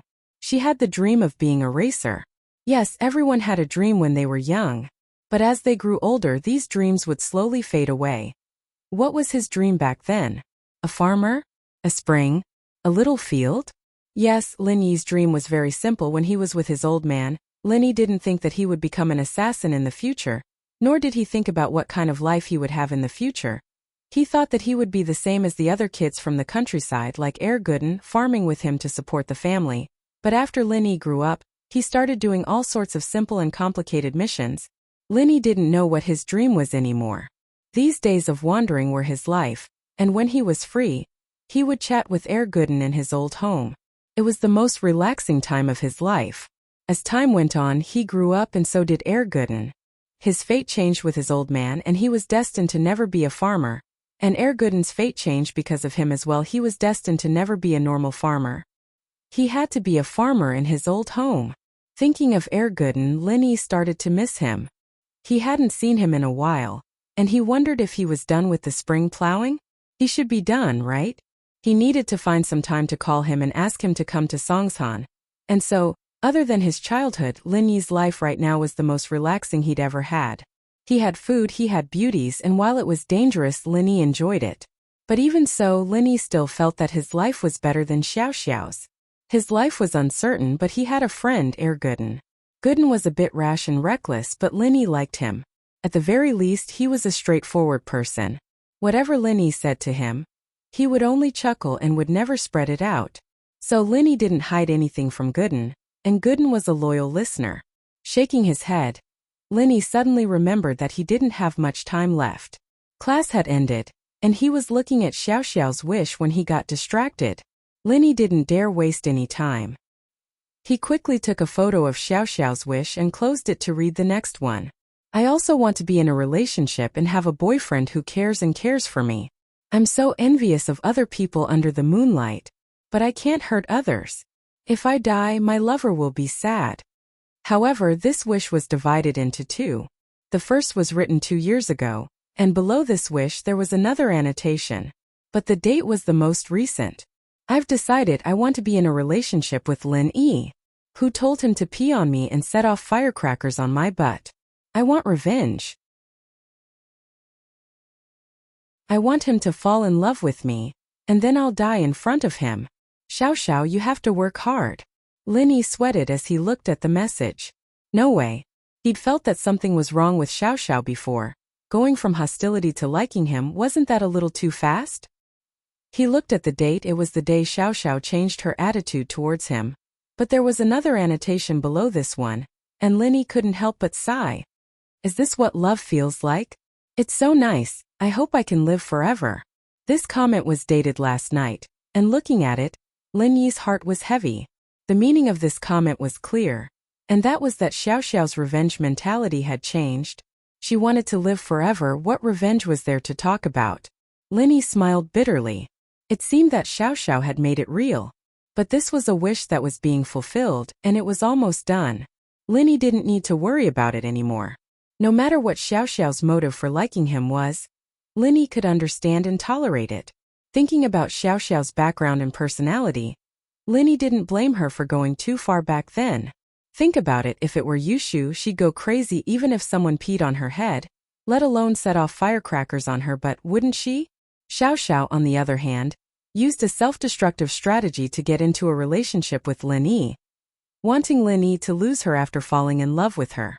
This wasn't revenge at all, but an indulgence for the last moments of her life. Linny closed this wish and went on to the next one. I saw a TV show today. The main male and female characters were watching the sunrise together, cooking breakfast with seawater. It's so romantic. I want to eat poached eggs. Linny looked at Xiao Xiao's weird wish and couldn't help but find it funny. Poached eggs? Eating poached eggs while watching the sunrise? Why didn't it match? But since it was Xiao Xiao's wish, Linny still took a picture with his phone. After all, this wish was easier to fulfill. There wasn't much time left, And Linny closed this wish and quickly read the next one. Su Shirhan is so pretty. If only I were a guy, I'd be able to push her down. Linny opened Xiao Xiao's wish and was exhausted. Linny didn't seem to be able to fulfill this wish. He couldn't just give her a sex change operation, could he? But that was only the first half of the sentence. There was more, and Linny kept reading. I've decided I'll give this difficult mission to my boyfriend, let him push her down, and then we'll do 3P. Haha. Xiao Xiao, you're a super genius. But it seems like a daydream? Linny almost threw Xiao Xiao's phone away after reading the last half. Wasn't this too cruel? Linny was getting more and more convinced that if Xiao Xiao hadn't died, she would have been able to play with Yushu for sure. From a certain perspective, the two had a lot in common, and their way of thinking was equally shocking.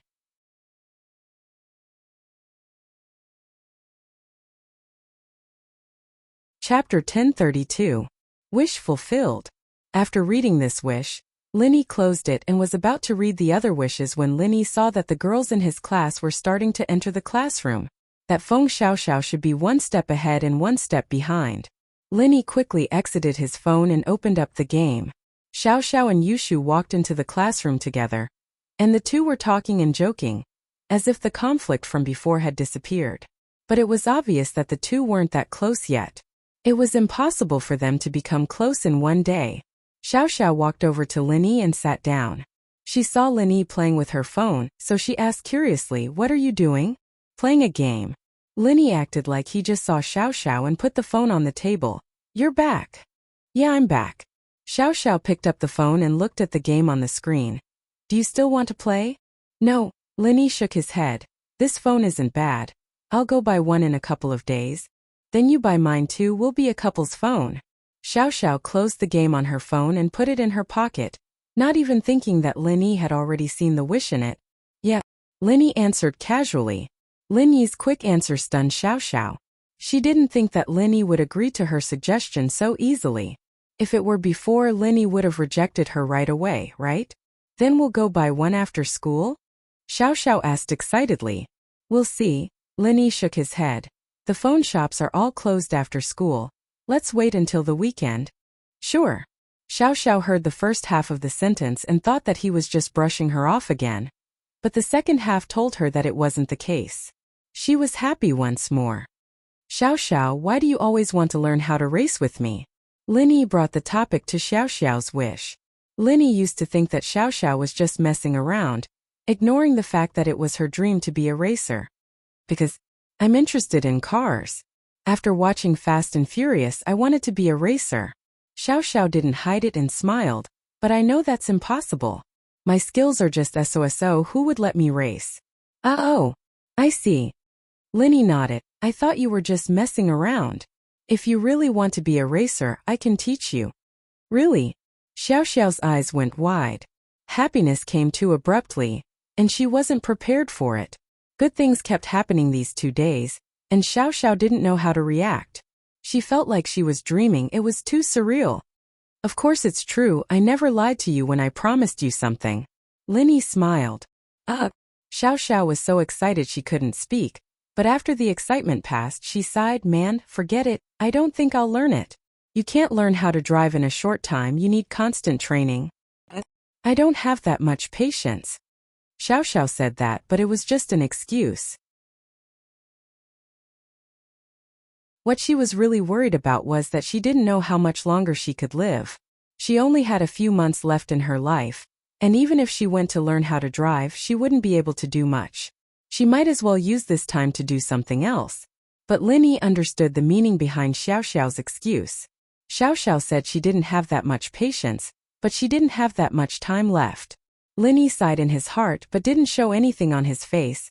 Songshan should have those underground racetracks too, right? "Have you been there?" Of course I have." Xiaoxiao perked up at the mention of racing, as if she'd forgotten her sadness. "It's on Mount Belong's Coiling Mountain Road. It's an underground racetrack, and there's a race every Friday night. People who love racing go there to practice too." "Oh? Have you participated in a race before?" Linny asked with a smile. "My skills aren't good, I can only practice. I won't be able to do it in a real race." Xiaoxiao shook her head. At most you'll lose, what else? Linny found it strange. At least you'll be able to participate in a race. It's an experience. It's not that simple. The loser has to pay the price. Xiao Xiao shook her head. The loser has to give the winner 200,000. Where would I get that much money? I'd be better off selling myself. Linny clicked his tongue inwardly. As expected, there was some profit involved in this. There wouldn't be a race for no reason. 200,000 wasn't much to Linny, but it was a lot to Xiao Xiao. If she had the money, she wouldn't have just bought an Audi TT. She'd have bought an Audi R8 or something. Then does it mean I get 200,000 if I win? Linny asked. No, the winner only gets 150,000, and the other 50,000 goes to the organizer. Xiao Xiao said. Oh, this organization is quite profitable. Linny said faintly, but this didn't have much to do with Linny, so Linny couldn't be bothered. Lingshan didn't even care. So why would Linny care about some underground racetrack organizer? Yeah, there's at least 10 races a week, that's 500,000. You can even buy a car. Xiao Xiao said enviously, but winning 150 isn't bad either. We'll go racing on Friday and get a phone. Linny smiled. What do you think? Ah, you? You want to go racing with me? Xiao Xiao's eyes went wide. Yeah, you don't want to go? Linny asked. Yes. Xiao Xiao nodded, afraid that Linny would change his mind. Really? That's great. Ha ha ha ha, I can go racing too. You want to drive? Linny was speechless at Xiao Xiao's happy face. Linny was the one driving in the racetrack, and Xiao Xiao would lose for sure. Yeah, I lose the moment I start. Xiao Xiao was a little depressed. Linny looked at Xiao Xiao's face and made a decision in his heart. It was a risky decision, but it wasn't much to Linny. It was something he could control.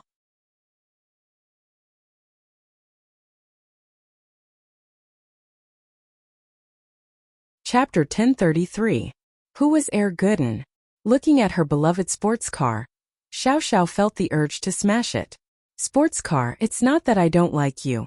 It's just that I seem to like Linny more. Xiao Xiao grumbled as she got in the car and started the engine. But it wasn't easy to reverse the car. The area was filled with vendors selling snacks, and there were people coming and going after school.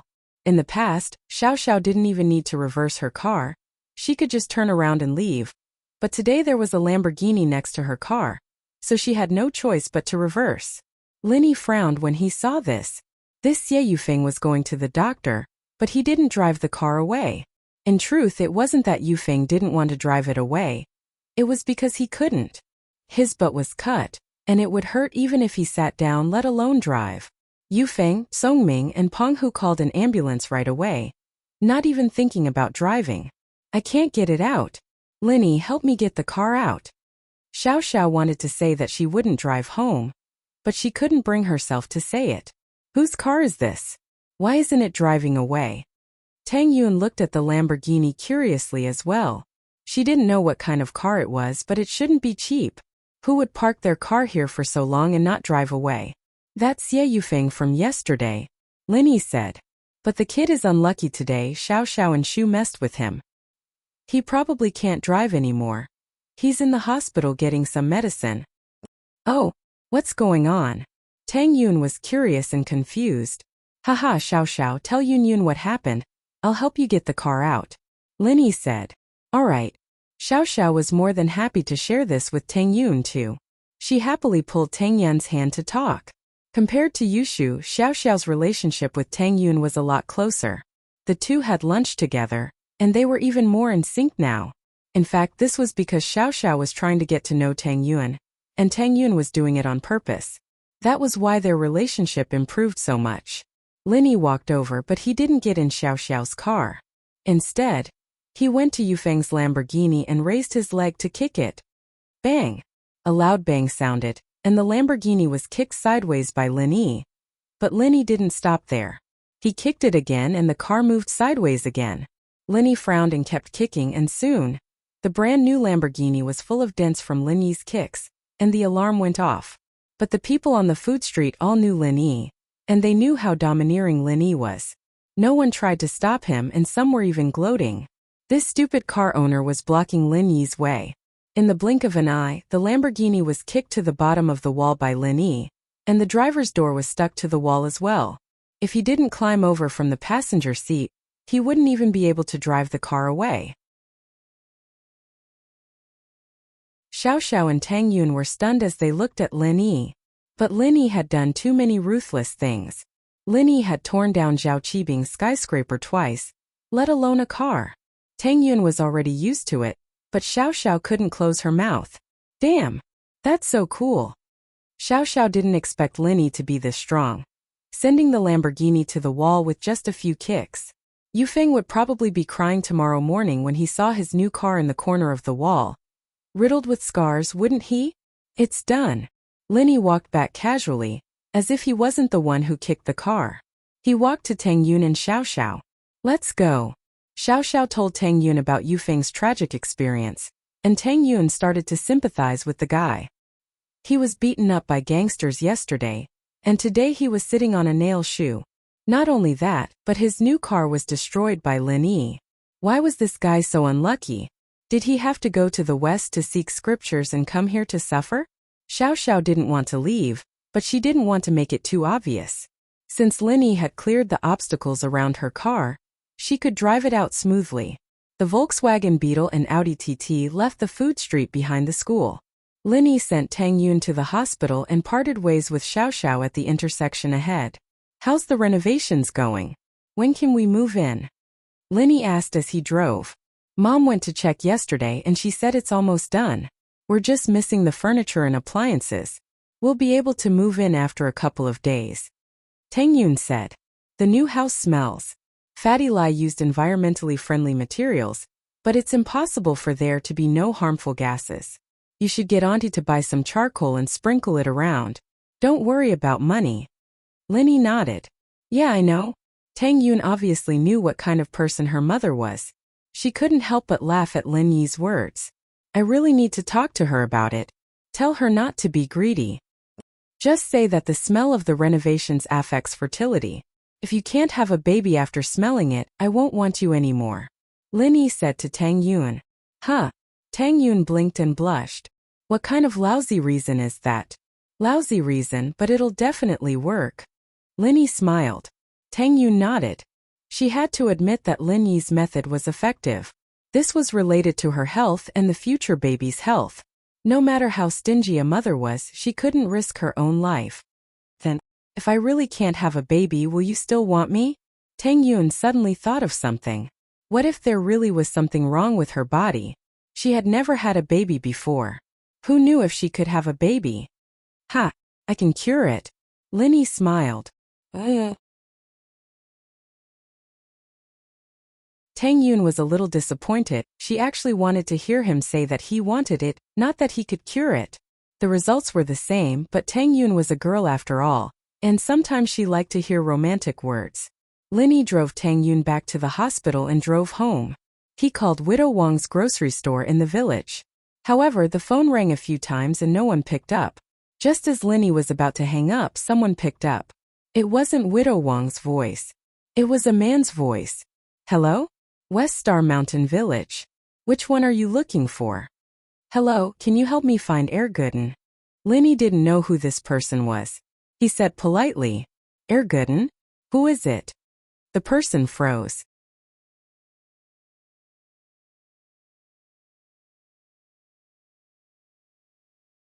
Chapter 1034.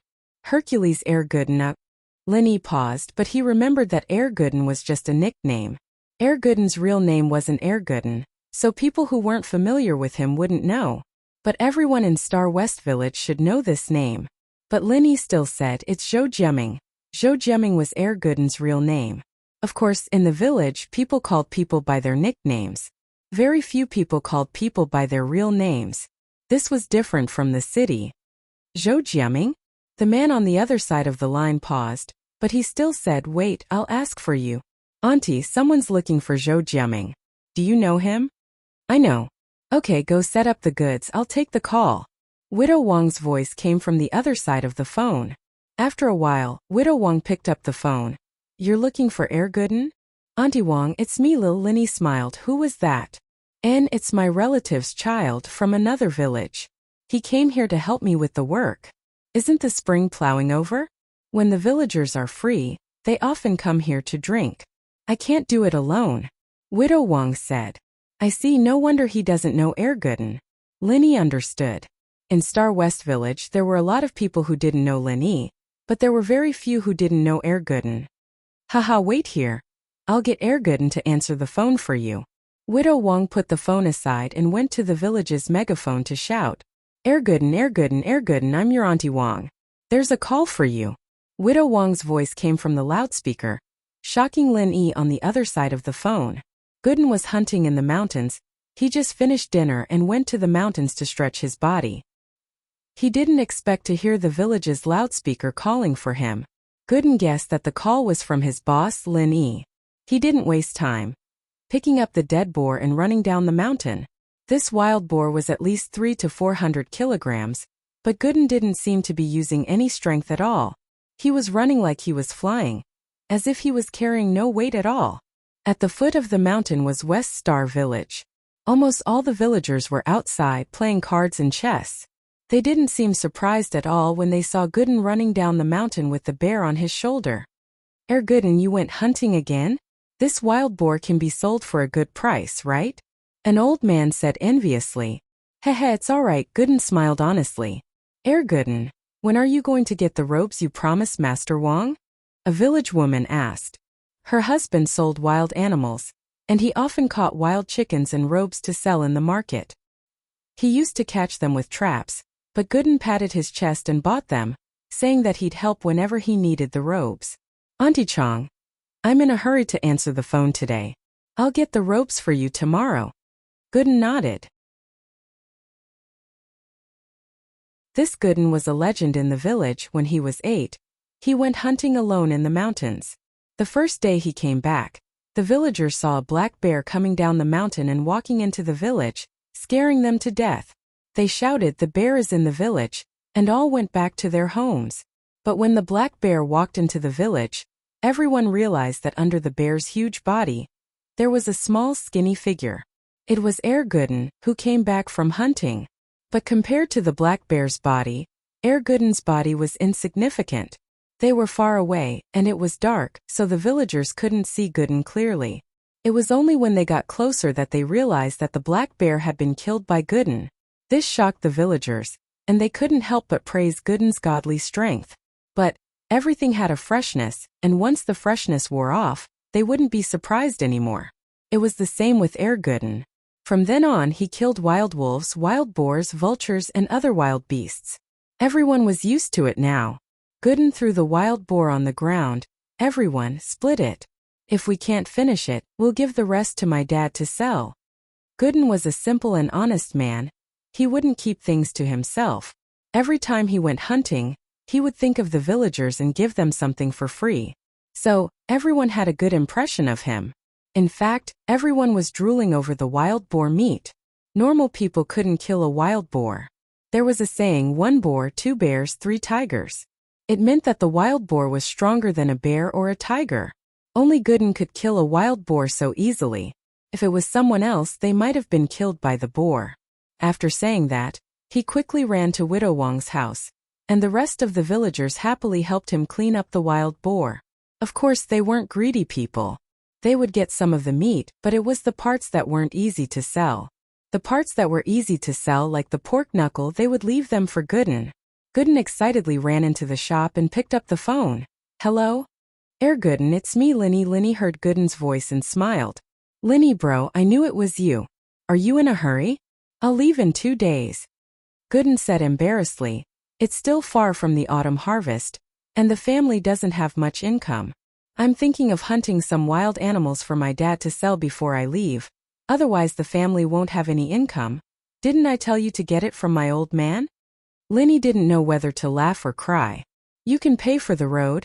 I'm thinking I'll earn the money for the house. I have hands and feet. Hunting isn't a problem. Gooden said with an honest smile. All right, come back as soon as you're done. I really miss you. Linny sighed. I really want you to stay in Songshan forever. I want to follow you, boss, to explore the world. But I can't. Gooden frowned and said helplessly, I can't leave home for too long. That's right. Apart from that spiritual spring, there's really no other alternative solution. Linny sighed, but it's fine, you just have to come out once in a while.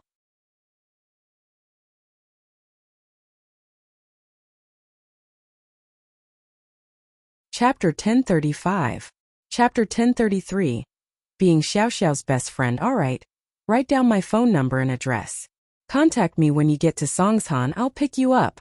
Linny said as he gave Gooden his phone number and address. Gooden found a piece of paper and wrote it down before putting it in his pocket. After the call with Gooden, Linny got home. The Miss and Shu were still watching TV on the sofa. Shield bro, I did well today, didn't I? Yushu said excitedly when she saw Linny. Xiao Xiao and I became best friends. But we need to keep working hard and try to improve.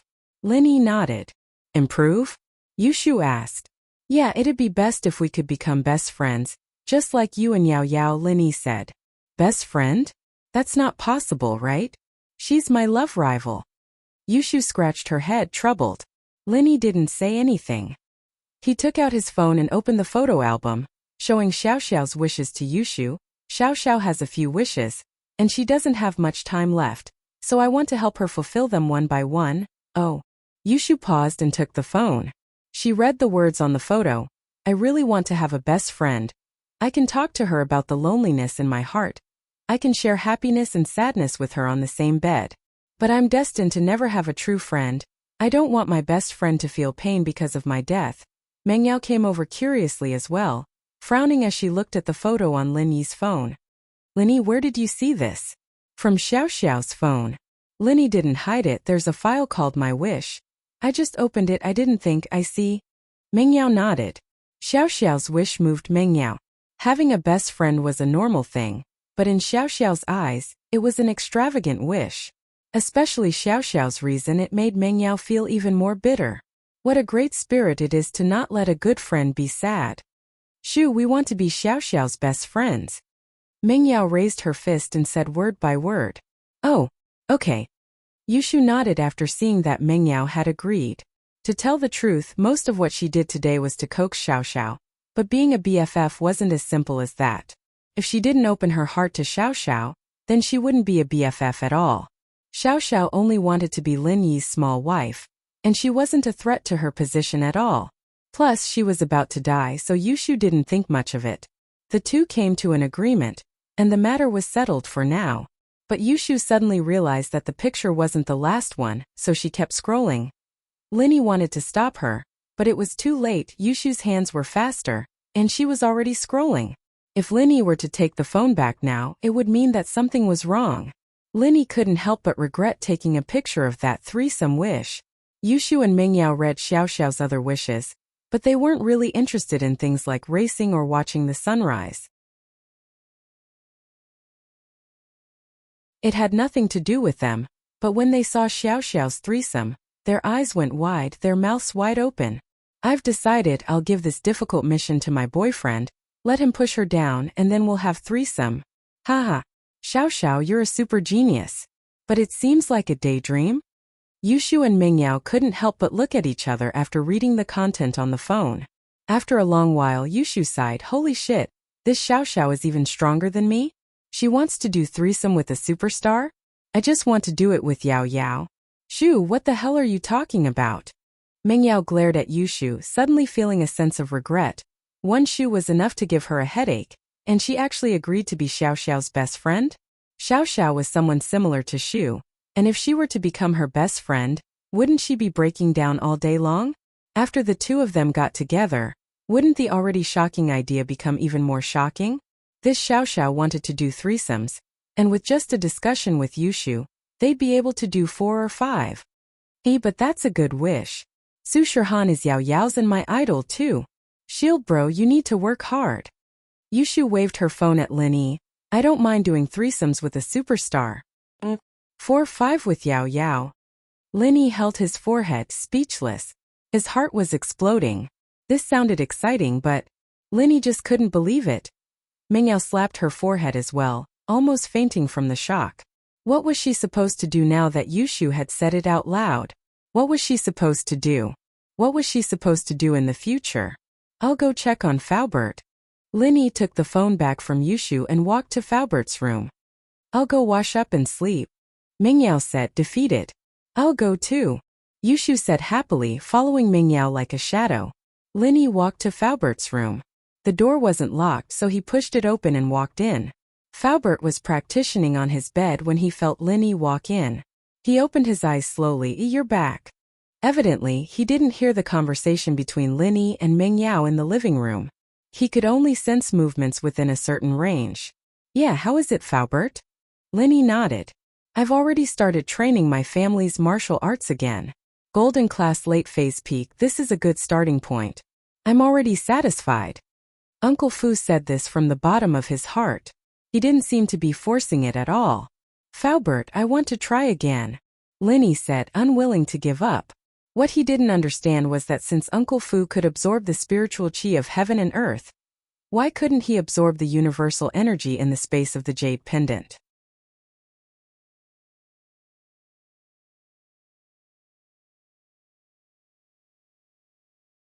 Chapter 1036.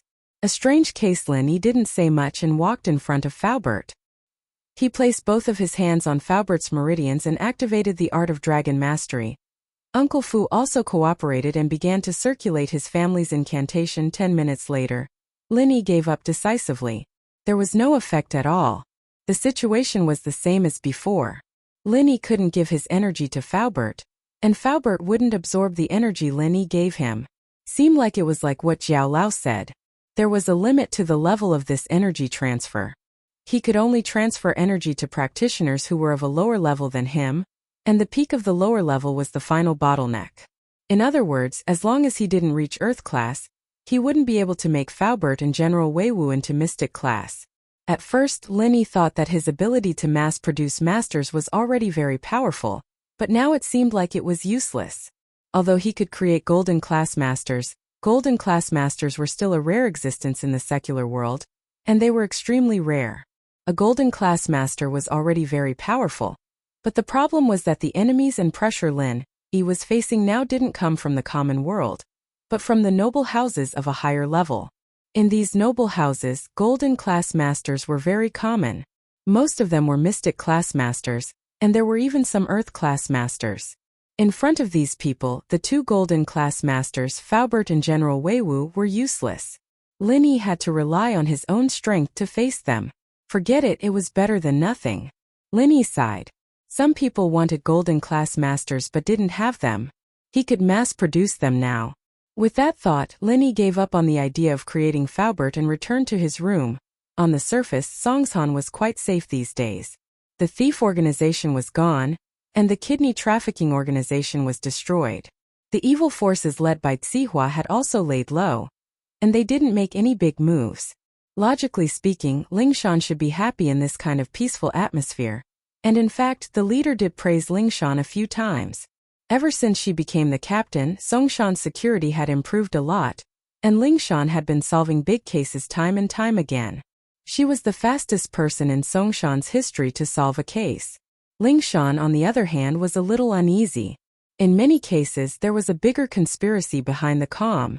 After all, there had been a couple of missing persons cases in Songshan recently. They looked like normal cases, but Lingshan felt that things weren't that simple. Wang Lai used to be a migrant worker. 3 days ago, he had a conflict with the labor contractor because of a wage issue. After beating up the labor contractor, he disappeared. According to the information, Wang Lai was a very strong migrant worker. He had a lot of strength, and it was easy for him to beat up the labor contractor and his bodyguards. The labor contractor didn't even report it to the police. It was a street vendor selling snacks near the construction site who saw the fight and called the police. Wang Lai's disappearance made everyone think that he ran away. The police who went to investigate the case, naturally, wouldn't interfere. After all, the labor contractor said that it was fine, and he didn't want to pursue the matter. This could be seen as a normal civil dispute. If the victim's family didn't want to pursue the matter, why would they? Besides, the labor contractor wasn't hurt, not even a light injury. Therefore, the police simply recorded it down and left. If it weren't for the fact that something similar had happened recently, this seemingly random case wouldn't have caught Lingshan's attention. Now that the case was in front of Lingshan's desk once more, she frowned at the unusualness of it. Although Wang Lai injured the labor contractor before, the labor contractor did not suffer much damage. There were just some bruises on his body and some scratches on his face. The same was true for the bodyguards. They did not even have any broken bones. Under these circumstances, was there a need for Wang Lai to run away? Even the police didn't want to arrest him. Why would he run? From the labor contractor's words, it was obvious that he was unlucky. Wang Lai could have found out about these things by asking around, but Wang Lai disappeared. The second case was similar to this one. Sun Kaoli was a stevedore for a freight company. When he was working, he accidentally broke a piece of glassware. His boss didn't say anything. He didn't even mention deducting his salary. Yet Sun Kaoli disappeared. Why the hell was Sun Kaoli running? When Sun Kaoli disappeared, the boss felt that something was wrong and called the police. But after calling the police, they realized that nothing was missing from the company, and the reason for Sun Kaoli's escape was something they had to think about. Of course, this wasn't much. If these two missing cases were coincidental, then what about today's case? Yang Maolin was a small gangster, bullying people around the market. Today, when he was collecting protection money, he bumped into someone who was serious, and so he used the scale plate on the side to smack the guy's face into a pulp. After washing away the blood, it was just a nose bleeding. It wasn't a big deal at all. Everyone thought that this was over, and the guy who got beaten up would obediently hand over protection money the next day. It wasn't like Yang Maolin hadn't beaten up merchants before.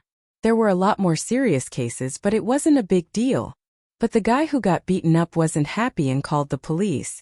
The police came to mediate the situation. After all, Yang Maolin was the manager of this farmer's market, and he was collecting money for benefits.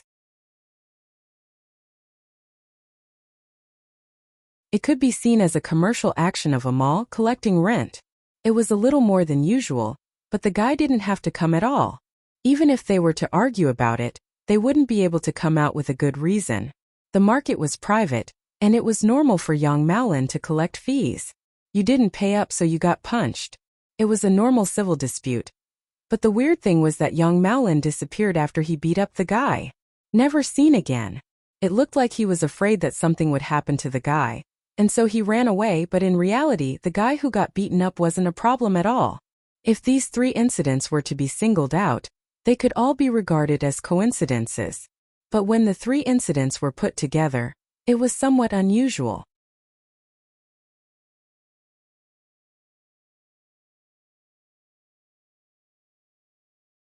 Chapter 1037. Chapter 1035. Miss Yulingshan felt like there was a problem here, but she couldn't put her finger on it.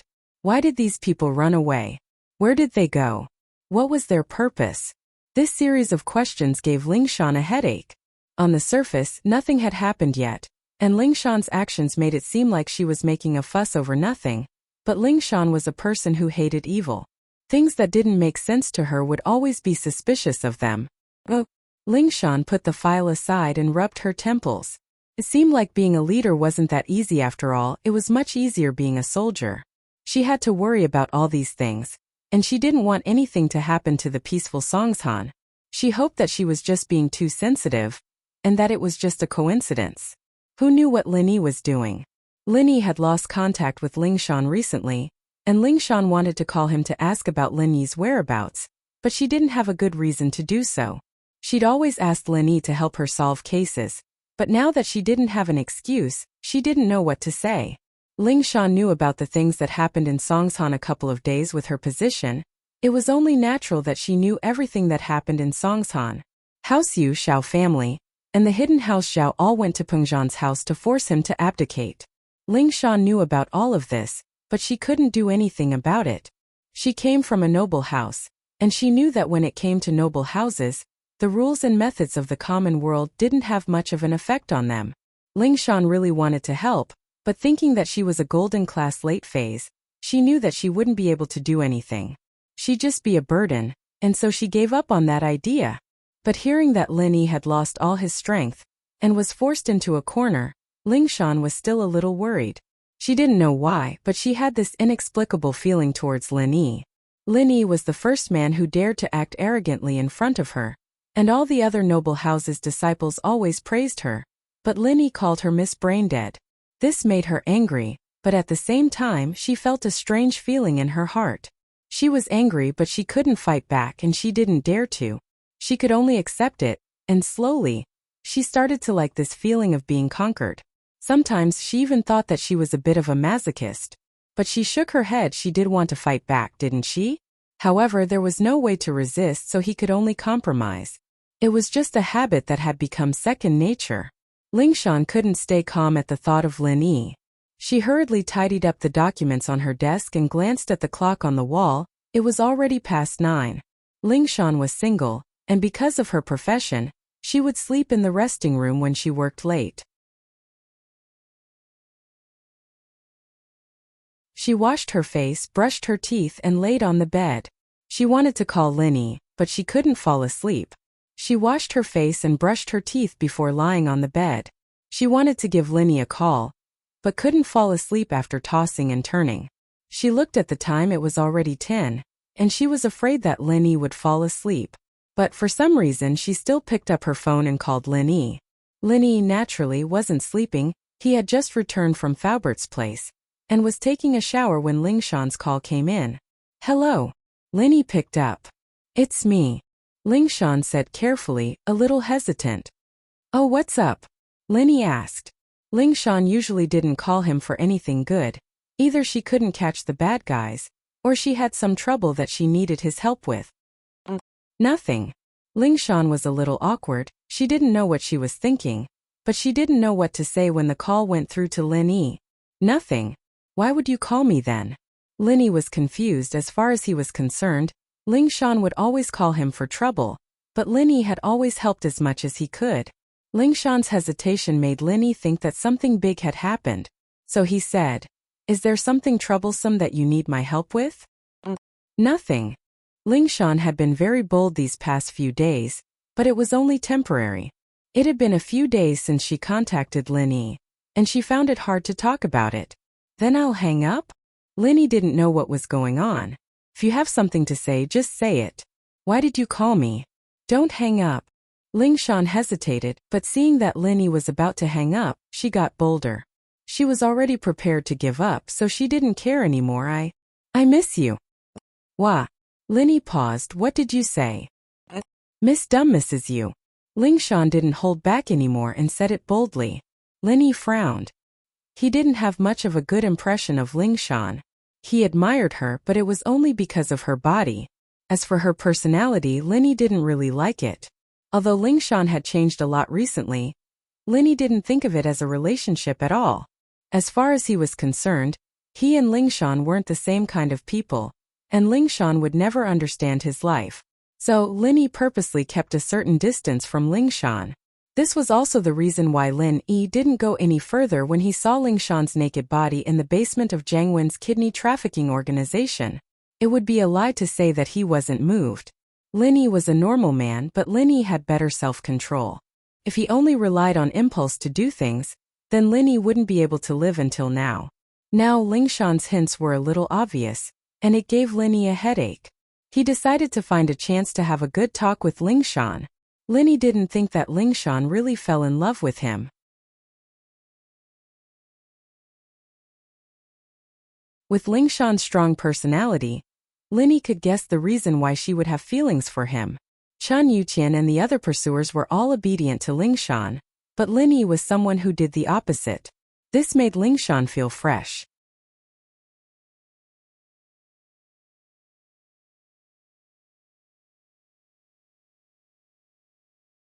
Chapter 1038. Help me level up. But none of this was the reason why Lingshan fell in love with Lin Yi. The time they spent together was limited, and Lin Yi hadn't even spent as much time with Lingshan as Xiao Xiao did. How could she have feelings for him? If she were to talk about feelings, it was all because of the chaotic scene in the basement. Maybe things wouldn't be like this anymore once she thought it through.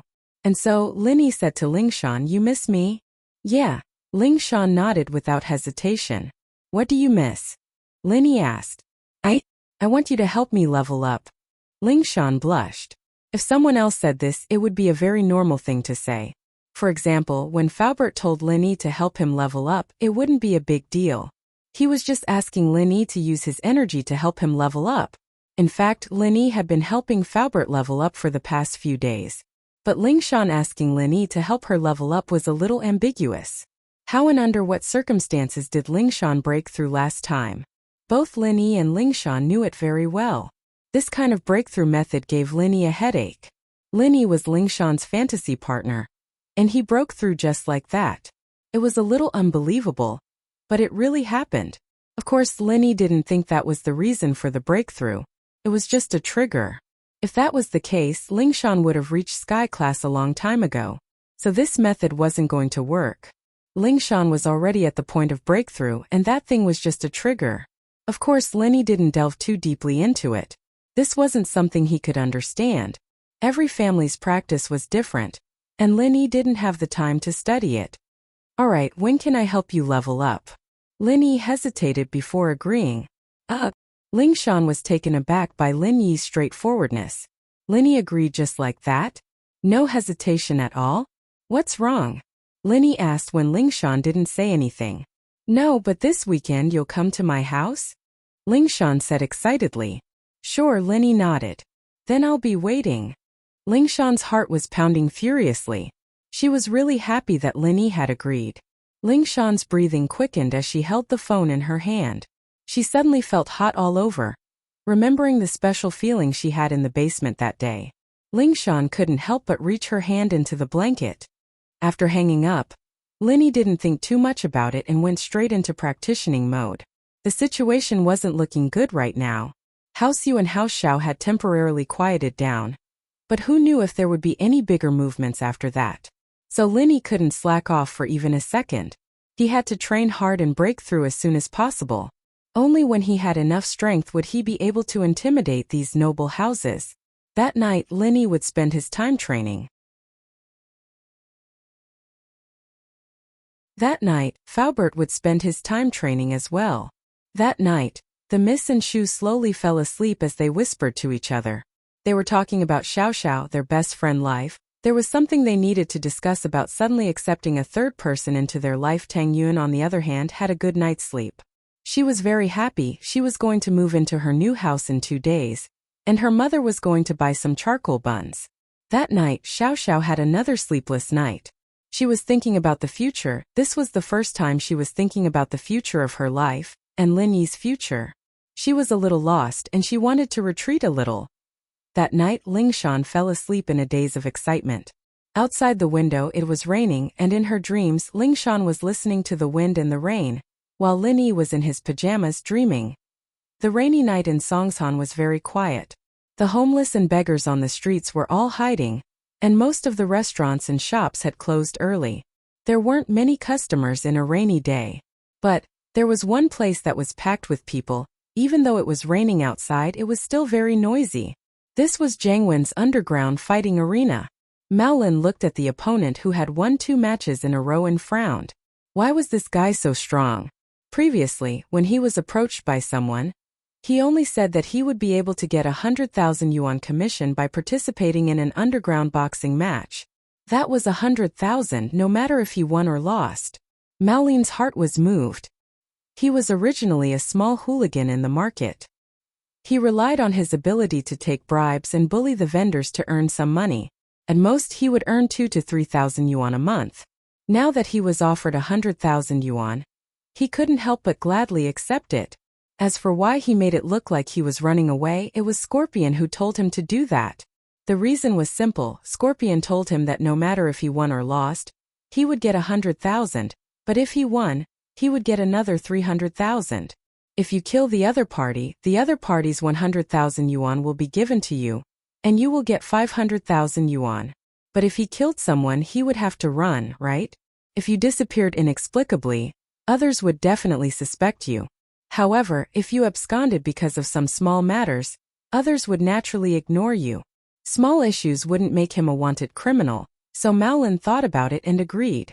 He was a big guy, and he came from a gangster background. Getting into fights was a common occurrence. If he really killed the opponent accidentally, it wouldn't be too hard. Plus, he heard that he would get another 300,000 if he won, and Maolin knew that this match would be a life and death kind of fight. If he really didn't have the last bit of strength left, who would be willing to let the 300,000 slip away? So, in order to win, he had to beat the opponent to death. That was the only way he could win for sure. He could also get his opponent's 100,000. Maolin was a gangster in the first place, and he didn't really care about human lives, especially in an underground arena like this. If he really did kill someone, the boss wouldn't want things to get out of hand. He'd just walk away, and after a few years, he'd have nothing to do with it. But Maolin's idea was good, but the reality was cruel.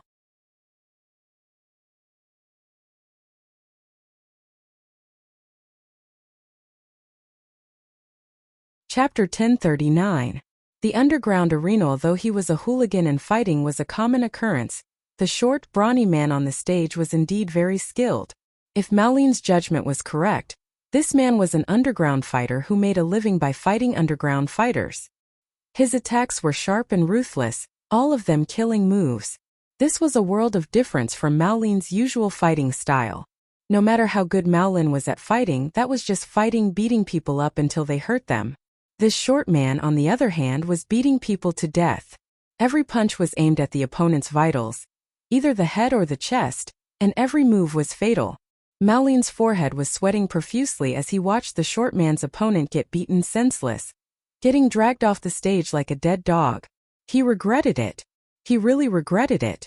He shouldn't have believed Scorpion's words. He shouldn't have had this unrealistic dream of getting rich. Finally, the short brawny man made his move again. With a bang, he punched his opponent's temple. Suddenly, his opponent's temple caved in, and then suddenly swelled up, turning into a huge tumor-like bump. His opponent, who was as strong as a bear, twitched twice and fell to the ground with a loud bang, without the slightest bit of sloppiness. The short man won again. He raised his hands, accepting the cheers of victory from the audience. 2 fights and he'd earned $1 million. After the third fight, he'd be able to earn $1,500,000 today. This was the highest amount he'd ever earned in his underground fighting career. Otherwise, the short man wouldn't have come all the way from Thailand to Songsan. He was a Muay Thai master, and used to be a professional athlete, but he'd been focusing on underground fights ever since he retired. Many retired boxers became weaker and weaker, but the short man was different. His current strength was even greater than his peak strength as a regular athlete. Especially after learning some killer moves from a third-rate assassin, he became even more powerful. Of course, that wasn't all. The reason why he was so powerful was because he had embarked on the path of a cultivator. He was a physical cultivator, and he was about to reach the golden rank. That was why his strength was so tyrannical. Scorpion bro. I don't want to compete anymore. Maolin was sweating as he watched the stream. He loved money, but he didn't want to die. The life and death agreement has been signed. You only have one choice, and that is to fight. Scorpion said coldly, I just won't participate. What can you do to me? Life and death agreement? Don't think that I'm just a hooligan. This kind of thing is not valid in the law. If you want me to fight him, I'll die if I go up. In order to survive, Maolin didn't care if he fell out with Scorpion, even though he knew that there had to be a huge power behind this arena. Oh.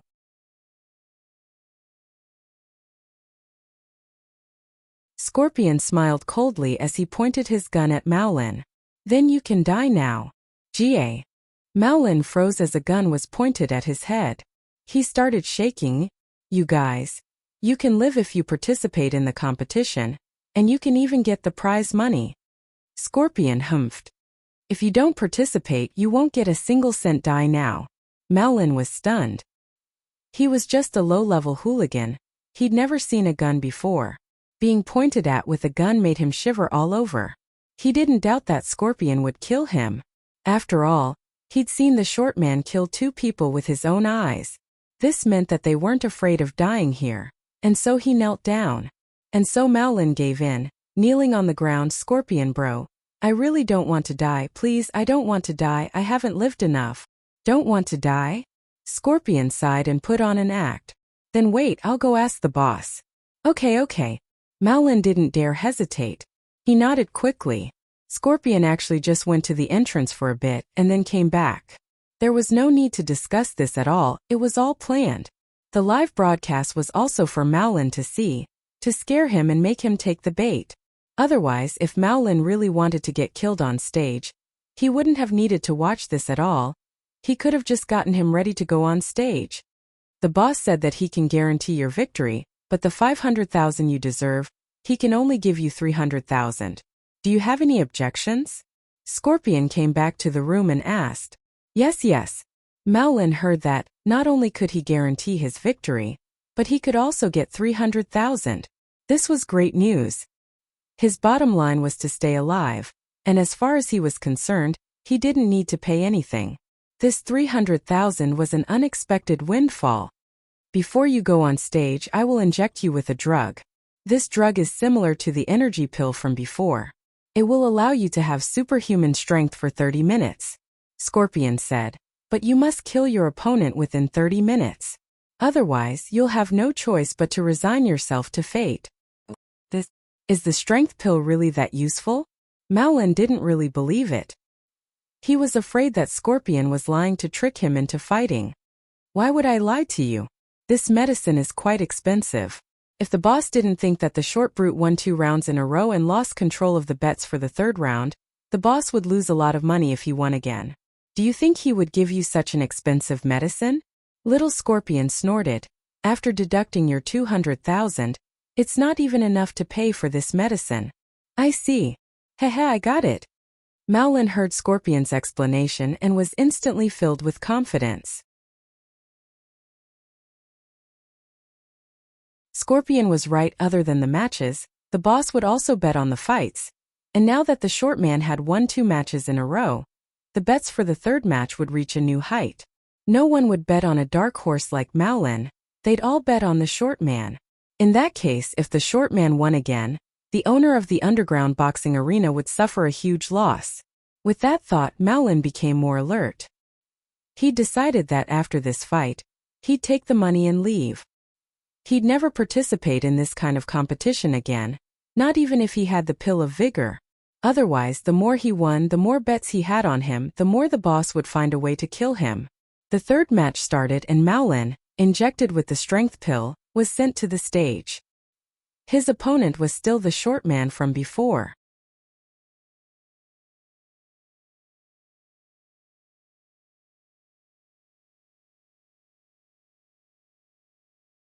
Chapter 1040. The medicine works. The medicine worked, and Maolin felt like his body was filled with endless energy. Scorpion didn't lie to him, this vigor pill was really useful. At this moment Maolin felt like he was a Superman. Looking at the short man's mocking smile, Maolin took the initiative to attack. He swung his fist at the short man. Bam! Maolin's fist landed on the short man's body, but at the same time, the short man made his move as well, his fist landing on Maolin's chest. Maolin paused. The short man's fist looked really strong, but in reality it didn't hurt at all. Yes, it didn't hurt at all. Maolin felt as if he had been pushed, not hit at all. Maolin couldn't help but be confused. What did this mean? Could it be that the short man was holding back, or was it a feint? But Maolin rejected the idea immediately. Holding back? How was that possible? The short man didn't look like someone who would hold back. He'd already killed 2 people, why would he need to kill Maolin? A feint? That was even more impossible. Who would do that in front of a crowd? This was a real battle of strength, not a martial arts TV series. Feints? Feints were the same as courting death. Maolin, on the other hand, was quite satisfied with the punch he'd just thrown out. He could clearly feel that the strength of this punch was much stronger than usual, and it felt much better. The short man, on the other hand, staggered from Maolin's attack. The short man didn't expect Maolin to be this strong, going head-to-head with him. Plus, Maolin's attacks were quite strong as well, and even though the short man was a pseudo-golden class master, he was still feeling some pain. Die! The short man's eyes flashed fiercely as he swung his fist at Maolin again. Bam! It was another head-on collision, and Maolin's fist hit the short man again, while the short man's fist hit Maolin as well. The two's brute force fighting style immediately drew a round of cheers from the audience. But most of the people here thought that the short man would win for sure. Even if Mowlin fought him head-on, he wouldn't be a match for the short man. They cheered, "Go Red Dragon," because the short man's headgear was a red dragon. Mowlin, on the other hand, wore a gray dog mask, but it didn't cover all of his hair. Some green fur could be seen. But no one was cheering him on. As far as they were concerned, Mowlin was dead. Red Dragon had already won 2 rounds in a row, without any pressure at all. This Mowlin, on the other hand, didn't have anything special about him. He dared to fight Red Dragon head-on, but he didn't seem to be that strong. Mowlin was puzzled. The second punch from the short man didn't seem to hurt much, as if he was playing with someone. This wasn't normal. Previously, the short man had made a feint, but what about now? He couldn't keep making feints now, could he? Could it be that the energy pill not only increased his strength but it could also be used as a defense? Otherwise, why didn't he feel anything when the short man hit him? At the thought, Mowlin was overjoyed. This way, as long as he fought the short man with his impenetrable body, he'd have the upper hand. He wasn't good at fighting, but he wasn't afraid of being hit. He was like an invincible Superman. With that thought, Mowlin roared and charged at the short man without a care in the world, starting to beat him up. No matter how the short man hit him, he didn't care at all. He just kept punching, punching, and punching. The audience below the stage was dumbfounded. What was going on? Why wasn't Mowlin afraid of death? This kind of desperate fighting style was simply terrifying. Mowlin's chest was caved in from the short man's punches, but he didn't seem to feel it. He was still fighting the short man. Jiang Wen, on the other hand, frowned as he looked at Scorpion. Can this guy do it? Why does it feel like he can't? He's going to die, isn't he? Scorpion wasn't too sure. It's been fine the last few times. The people who use the medicine always beat their opponents at the last moment. But he's going to die before he can even beat his opponent. Jiang Wen felt that something wasn't right today. He turned to the professor. "Professorine, what's going on? This opponent is too strong. Right now, the drug is only in the initial testing stage. After injecting it, dealing with ordinary people is naturally no problem. But the person we are dealing with now should be a practitioner." Professorine also frowned. "Let's find Fighter Li and ask him." Practitioner? No way. A practitioner fighting in an underground fight? Jiang Wen paused and turned to Scorpion. "Go get Fighter Li and see what's going on with this guy." "Yes." Scorpion replied and went to look for Fighter Li. Soon, Scorpion brought Fighter Li into the room. Fighter Li said, "Master One, you were looking for me?" "Yes, look at this guy. How come he can't beat him even after the injection?" Jiang Wen pointed at the screen. Fighter Li looked at the screen. "From what I can see, this guy looks like a physical practitioner, but he's not golden class yet. He's a pseudo-golden class, and Professor Yin's medicine shouldn't be able to beat him, unless the person injected with the medicine is abnormally strong." "Oh? So you're saying that this young Mowlin can't win?" Jiang Wen frowned. "It doesn't bode well for him," Fighter Li said with certainty. "Fuck." Jiang Wen couldn't help but curse. "I bet more than 20 million on Red Dragon today. If Red Dragon wins, I'll lose everything even if the odds are 1-to-1. Don't worry, Master One. I'll fight the next round." Fighter Li waved his hand casually. "With my strength, killing this Red Dragon is a piece of cake." Alright.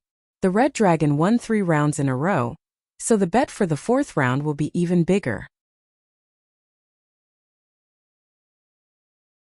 "I'll be able to earn it all back with interest this time." Jiang Wen nodded, feeling reassured.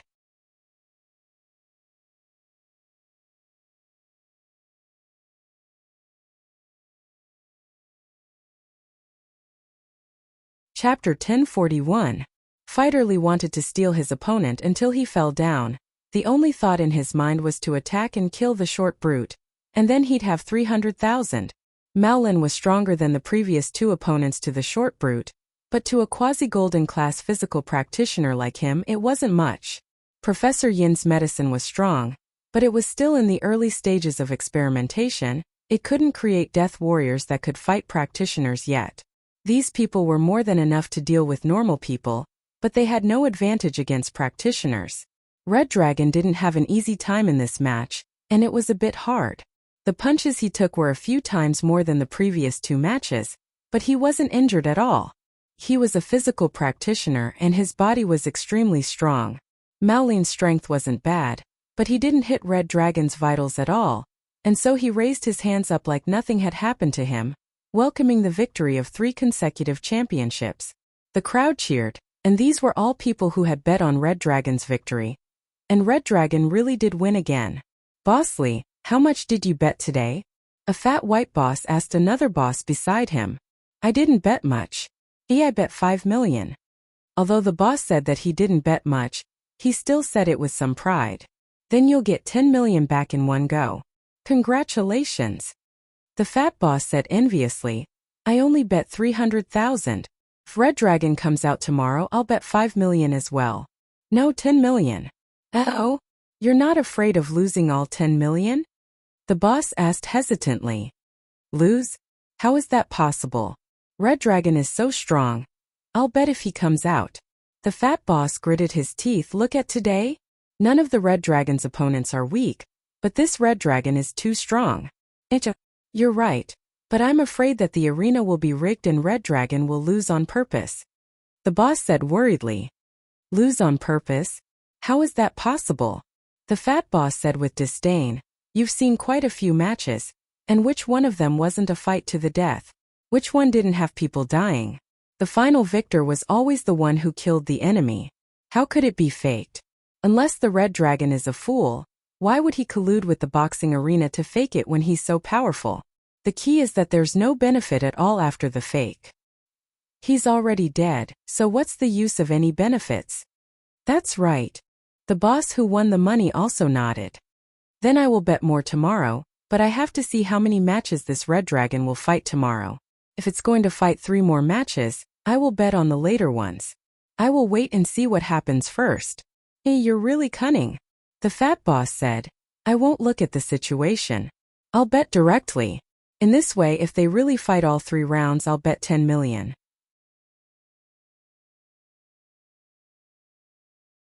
With the compound interest, I'll earn 80 million in the last round. Wow, 80 million. I can buy a yacht and marry a few concubines. This is so cool. Hee, although I won't bet on the first match, I'll bet on the later matches. I'm going to bet 100 million. The boss had also made up his mind. Sometimes it was like this. When you were hesitating, there was a like-minded person beside you who was encouraging you, so you could quickly make a bold decision. Then I'll bet 20 million. That's all I have. The fat boss didn't back down. In fact, there were many similar conversations going on in the spectator stands. They were all people who were excited about winning today, and they were all discussing what to bet on tomorrow. Of course, there were some of Jiang Wen's eyes and ears in the spectator stands as well. These people were there to create the wind and influence the people who placed their bets, guiding the public's opinion. But today's situation didn't need these eyes and ears. Everyone had decided to bet on the Red Dragon tomorrow. Jiang Wen was quite satisfied with the situation. He had lost quite a bit of money today, but he could earn it back 100 times over tomorrow. "Fighter Li, I'll leave it to you tomorrow." Jiang Wen said to Fighter Li, "If we win tomorrow, we'll get an astronomical amount of money." "You're too courteous, Master Jiang Wen. We're all working for the Firewolves, what's there to ask?" Fighter Li waved his hand and said carelessly, "But I have a request. Can you ask Scorpion to help me with something, Master Jiang Wen?" "Oh? What request? Just tell me, Fighter Li." Jiang Wen said quickly. "It's like this, I've taken a fancy to a girl." Fighter Li said with a laugh. "Haha, appetites, no problem. Since Fighter Li has his eyes on her, I'll let Scorpion catch her for you." Jiang Wen waved his hand nonchalantly after hearing that it was just a small matter like this. "Master Jiang Wen, this girl is from a good family. It'll be a problem if we take her by force." Fighter Li wasn't stupid, he would have done it himself if he could. Why would he need Scorpion? "Oh." Jiang Wen paused. "What's the problem? Does she have a background?" "She doesn't." Fighter Li shook his head. "What's there to worry about if she doesn't have a background?" Jiang Wen didn't understand. "It's not the first time we've caught people. We've caught so many people already and nothing's happened, right? This is different." Fighter Li shook his head. Master Jiangwen, this girl is for me to play with. I can't kill her before I'm done playing with her. Moreover, this little girl is very charming. I plan to let her follow me for a long time as a concubine. What I'm afraid of is that if she sneaks out and tells others about our underground boxing arena, then it will be troublesome. Oh, you're right. Jiangwen nodded. Then we'll throw money at her. Master Jiangwen, I'm thinking of letting Scorpion trick the girl's father into coming here to gamble. We'll make him owe a ton of money. He won't be able to pay it back, and we'll force him to give his daughter to me. That way, the girl would come willingly, and naturally, she wouldn't be able to run away. Fighter Li said.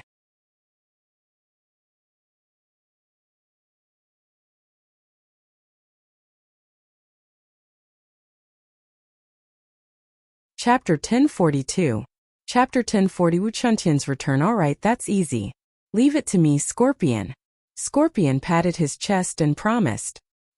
He walked the streets every day to trick people, so this was a good job for him. What's the girl's name? What's her father's name? This girl's name is Yu Yuan. She works at a burger shop near a primary school. Her father sells groceries at a nearby market. His name is Yu Ran. His family is poor, and he hasn't seen much of the world.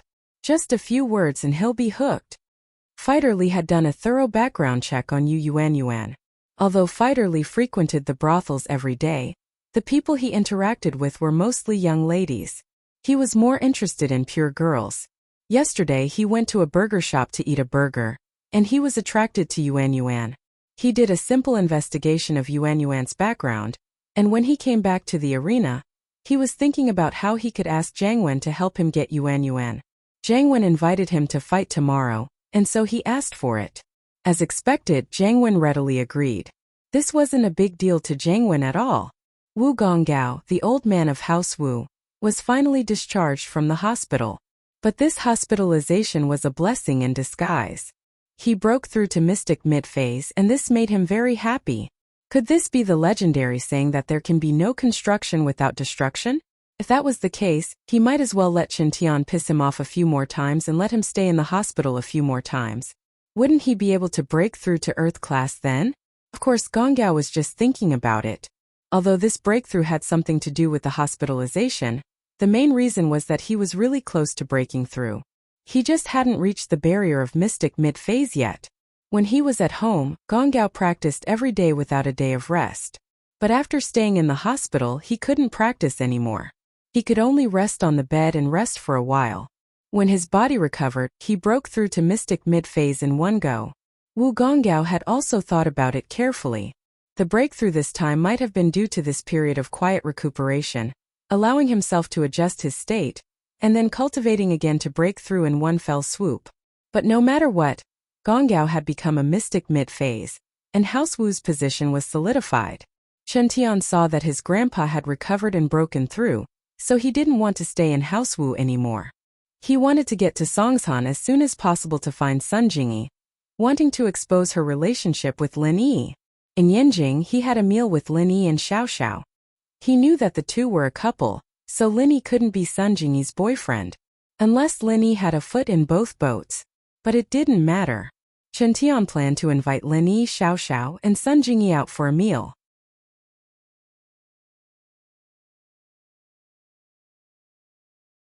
If Lin Yi was two-timing, it would let Sun Jingyi see the ugly side of Lin Yi. Of course, whether or not it would destroy the relationship between Lin Yi and Xiao Xiao was none of Qintian's business. He didn't care at all. Qintian rushed back to Songshan in the middle of the night. He wasn't in a hurry to call Jingyi when he got there, but he called Wangba first. Why? Wangba, it's me, Wu Qinan. Qintian said. Bro Qintian, hello? Wangba was overjoyed when he received Qintian's call. The Xiao family's current situation wasn't ideal, and if House Wu could help them out, they wouldn't be removed from the list so quickly. Especially since Wu Gonggao, the old man of House Wu, had broken through to Mystic Mid-Phase. It was only a matter of time before he reached Earth class. At this time, House Wu's words were very firm. Oh, how's the thing I asked you to do? Qintian, naturally, didn't know about the changes in the Xiao family. In fact, House Wu had been busy with Gonggao's matters recently, and they didn't have the time to ask about other people's matters. Gonggao had just broken through, and House Wu was busy spreading the news. They didn't have the time to listen to other people's news. It's done. The company has been registered, and we've rented an office building. We've hired the employees as well, but we've just arrived in Songshan, and we don't have many customers. The company has been open for so many days, and no customers have come looking for us. Wangba said. There were countless trading companies in Songshan, and if they didn't go out to do business after opening, hoping that customers would come looking for them was just wishful thinking. But Chen Tian didn't care about that. It didn't matter if they didn't have customers, or if they didn't make money. Now that Gonggao had broken through, Chen Tian was able to apply for a large sum of money to hit on girls. Old Wu's only wish right now was for Chen Tian to marry Jingyi into House Wu's house. That way, House Wu's position would rise again. And so, Chen Tian opened this company to show off. He only wanted the position of the general manager. As for whether the company made money or not, he didn't care. He had been practicing how to show off recently, and he felt that he was doing very well already. After eating with Xiao Xiao, Chen Tian was enlightened. Girls nowadays all like guys who knew how to show off. Only by showing off would people admire you. Chen Tian found what he was lacking, and so he took the chance to correct it. This company was the first step in his plan to show off. He wanted to be on the same level as Sun Jingyi. Sun Jingyi had a company, and could be considered a CEO. If he wanted to pursue Sun Jingyi, he had to be a CEO as well. The second step was to invite Lin Yi, Xiao Xiao, and Sun Jingyi to have a meal together. Not only would it let Sun Jingyi see Lin Yi's face, but it would also allow him to show off his skill in showing off.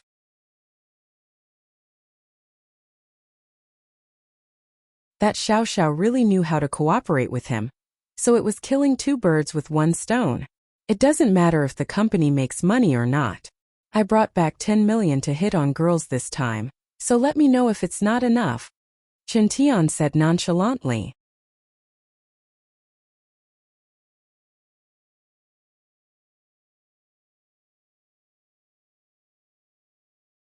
Chapter 1043. Chapter 1041. The real side of Sun Jingyi. Did you print the name card I told you to? Chen Tian asked. Yes, I used the gold-plated name card that you told me to make. It looks very high-end. Wangba said quickly. What about the sports car? Did you buy it? Chen Tian asked. Yes, I bought it according to your instructions. It's an Audi TT. Wangba said. It's a new car, and I don't have a license plate yet. Oh, there's no need for that yet. I'm giving it to someone as a gift, Chen Tian said. I'll go get it tomorrow morning. But in front of people, you have to say that this car was earned by the company, understand?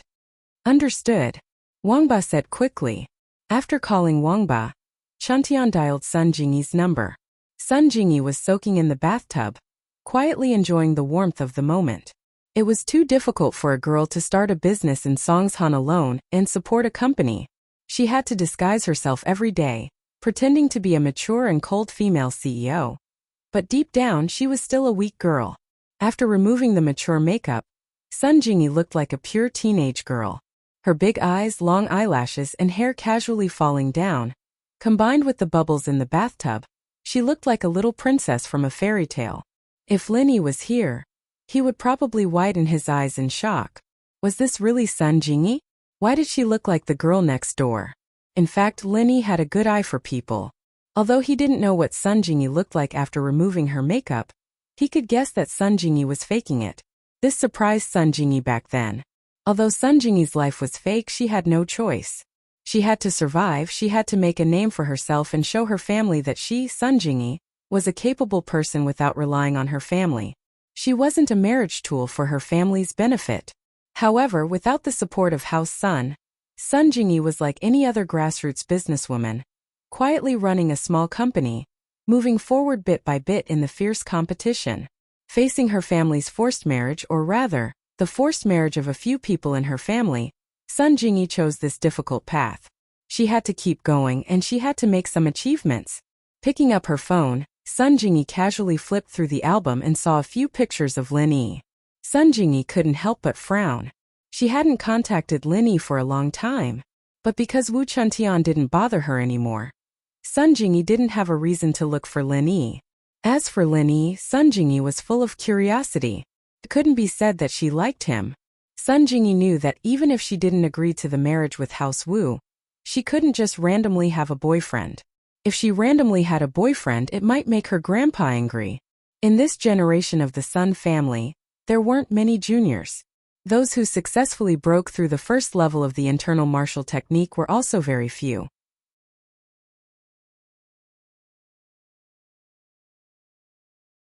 If the Sun family didn't find a helper, they wouldn't be kicked out of the ranks of the aristocratic families, but they would gradually decline.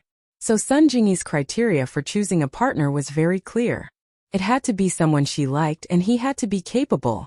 Sun Jingyi wanted to show her uncle, second uncle, and aunt that she didn't need them to introduce her in a hurry. The boyfriend she found was also very outstanding. Currently, Sun Jingyi's feelings towards Lin Yi were only curiosity. Perhaps she had a good impression of him, but that was all. Sun Jingyi was a very rational person, and it could be seen from her daily disguise. Fu. Jingyi sighed inwardly. Lin Yi had entered her sights, but it seemed that he wasn't good enough yet. His punches and kicks were strong, but compared to a practitioner, there was still a world of difference between him and a practitioner. Sun Jingyi didn't have much information. She didn't have any contact with her family, and she didn't have any interactions with the police. So Sun Jingyi didn't hear about any of the big events that happened in Songshan, and she didn't know that Lin Yi almost went back to his hometown to seek refuge. Just when she was thinking about these messy things, an urgent ringtone sounded, and it scared Sun Jingyi. Sun Jingyi looked at the caller ID and frowned, but after hesitating for a while, she still picked up the phone. "I'm Sun Jingyi said faintly, as if she didn't see the caller ID. "Jingyi, I'm Wu Chintan." Qintian's voice came from the other side of the phone, and he sounded a little excited. "I'm back in Songshan." "Oh, you're back," Sun Jingyi said faintly. "Yeah, I've invested in a company here." "Haha, looks like I'll be stationed in Songshan from now on, but we'll have more chances to meet each other," Qintian said pretentiously. Oh, Sun Jingyi wasn't interested in whether Qintian invested in a company or not. He was a member of a noble house, and if he used his family's connections to do business, he would make money no matter what he did. So if Qintian wanted to make money, it was easy, but Sun Jingyi couldn't compare. From Sun Jingyi's point of view, if he couldn't make money with the connections of a noble house, wouldn't he be an idiot? "Haha, long time no see. Let's go for breakfast tomorrow morning?" Qintian suggested impatiently. "Tomorrow morning? I need to go to the company, I don't have time." Sun Jingyi rejected Qintian's suggestion faintly. "Haha, let's go out for a chat, it's been a while. Let's invite Lin Yi too." Qintian purposely brought up Lin Yi. As far as he was concerned, as long as Lin Yi went, Sun Jingyi would definitely go as well, and Sun Jingyi would be able to see the ugly face of Lin Yi's two-timing. "Lin Yi?" Sun Jingyi paused and couldn't help but feel a ripple in her heart.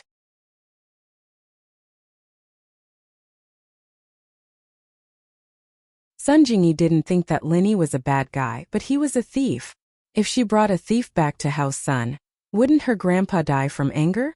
"Yeah, I met Lin Yi in Yanjing and I even treated him and his friends to a meal, it was a great gathering," Qintian said. "So now that I'm back in Songshan, I'm going to have another meal with them.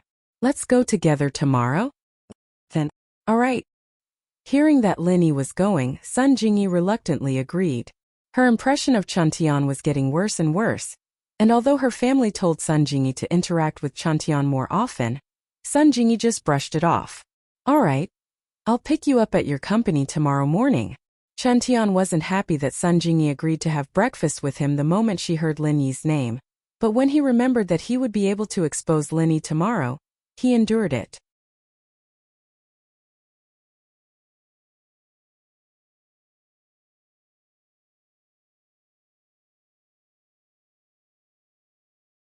Chapter 1044.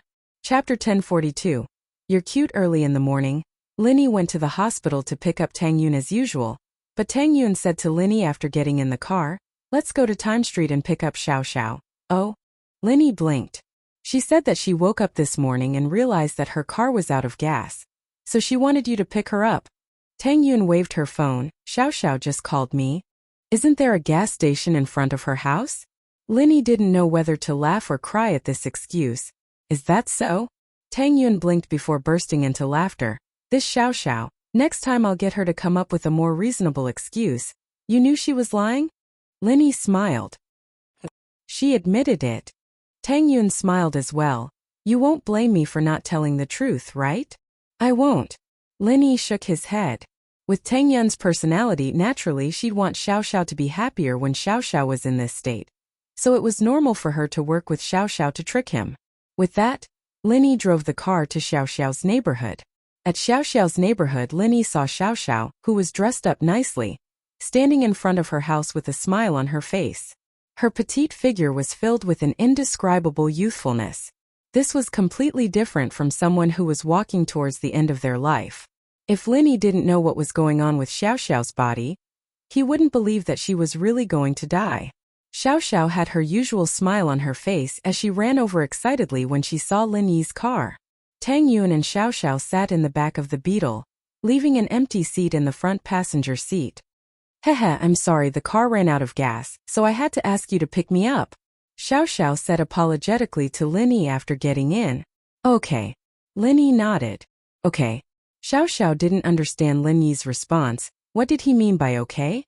Tang Yun covered her mouth and giggled. Xiao Xiao still didn't understand. He drove the car to the entrance of Xiao Xiao's house and turned into a small street, stopping at a gas station after a few turns. My car's out of gas too, Linny said faintly, not exposing Xiao Xiao's lie. But Xiao Xiao's face went red. She was a weird girl who lied without blinking, but that was only for other people. She was facing Linny now, and she couldn't help but feel embarrassed. Although Linny didn't expose her directly, what was the difference between this situation and him exposing her? Xiao Xiao didn't think that Linny would know that there was a gas station near her house. It was very secluded in a small street. If it wasn't someone who lived nearby or someone who was very familiar with the area, they wouldn't be able to find it. But Linny found it, and he wanted to refuel here. Linny got out of the car and went to get the gas gun. Xiao Xiao, who was in the car, held her burning cheeks, fidgeting. Ah, what do I do, Yun sis?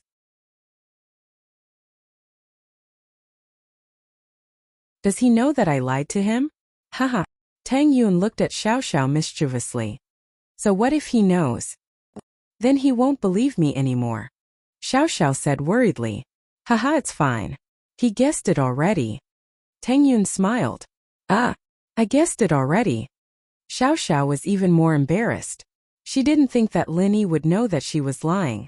Linny got in the car after refueling and didn't say anything else. He started the car and drove towards the school. But the more Linny didn't say anything, the more Xiao Xiao felt uneasy. If Linny said something to her, she'd feel more normal. So there's a gas station here, I didn't know. I'll come here to refuel too. Xiao Xiao pretended like she just found out. Linny honey, you're amazing. You even found a gas station on a small street like this. Oh, it's not that amazing. I just need to keep an eye on it. Linny said with a smile that wasn't a smile. Haha, I couldn't keep an eye on it. Xiao Xiao said with a laugh. Oh, I saw a receipt from the gas station in your car. There's this address on it, so I wrote it down. Linny said. Huh. Xiao Xiao's eyes and mouth were wide open. She was so shocked that she couldn't say a word. Her body stiffened, and her forehead almost hit the roof of the car. She stared at Linny blankly, her face burning up. She felt like she was going to explode. Ah, I don't want to live anymore. This is too embarrassing. Xiao Xiao was going crazy. Can't you just expose me? Can't you just let me have a little? Hey, I'm going to kill myself. You're pretty cute. Linny couldn't help but smile at Xiao Xiao's reaction. Oh, is that so? Xiao Xiao was overjoyed at Linny's words. Her eyes turned into crescents. Really? Ha ha ha, Yun sis, he said I'm cute? Yeah. Tang Yun smiled as well. She finally understood why Meng Yao agreed to let Yushu be a small wife. She wouldn't be lonely with a small wife like this by her side. She'd be really happy in the future. Unconsciously, Tang Yun realized that she'd accepted Xiao Xiao's existence in her heart. If she could be with her for the rest of her life, that would be a pretty good thing. But it was just a good thought. Xiao Xiao's ending was destined to be very sad. Tingyin couldn't help but feel sad at the thought. Xiao Xiao, on the other hand, didn't seem to know what it felt like to be sad at all. Her eyes and lips were all curved up, like an emoticon. She was so happy. Linny looked at Xiao Xiao and found it hard to connect her with the emotional Xiao Xiao who wrote her wishes on her phone. In front of people she was a happy person, and it seemed like she'd be happy at any time. She made everyone around her happy with her, but behind the scenes she was still a pitiful girl on the brink of death. Linny parked the car at the food street behind the school. When he got out, Xiao Xiao looked at the Lamborghini near the wall and couldn't help but start laughing.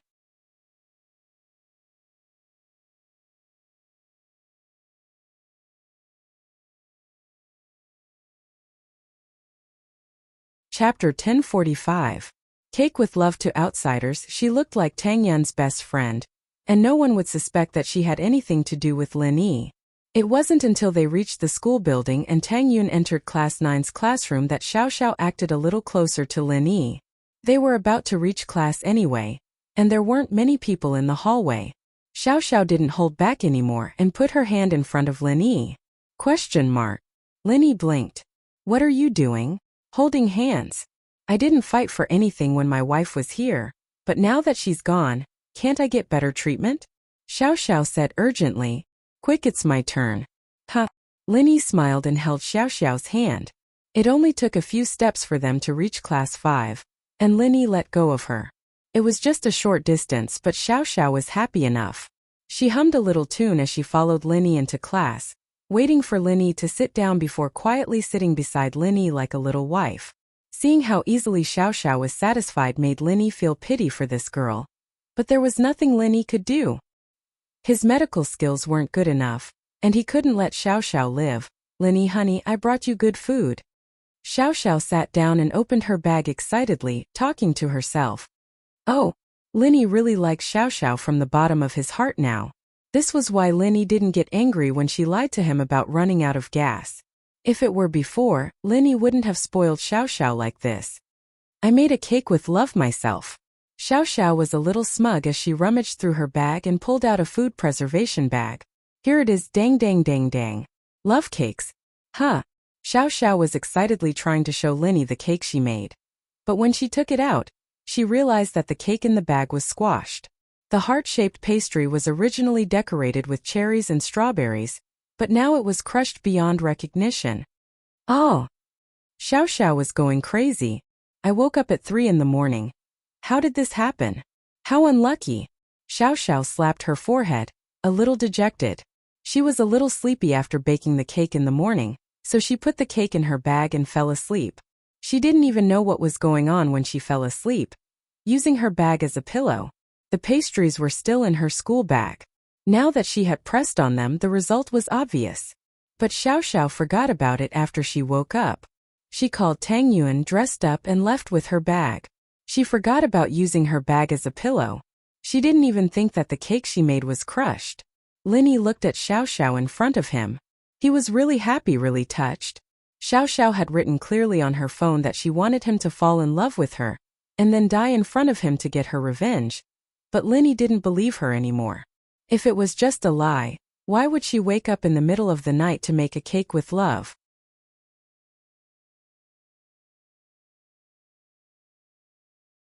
"Whatever, throw it away. I'll make it again tomorrow and use a food preservation bag this time. I learned from my mistakes." Xiao Xiao said, a little depressed. "I'm too stupid putting it in my bag and using it as a pillow to sleep."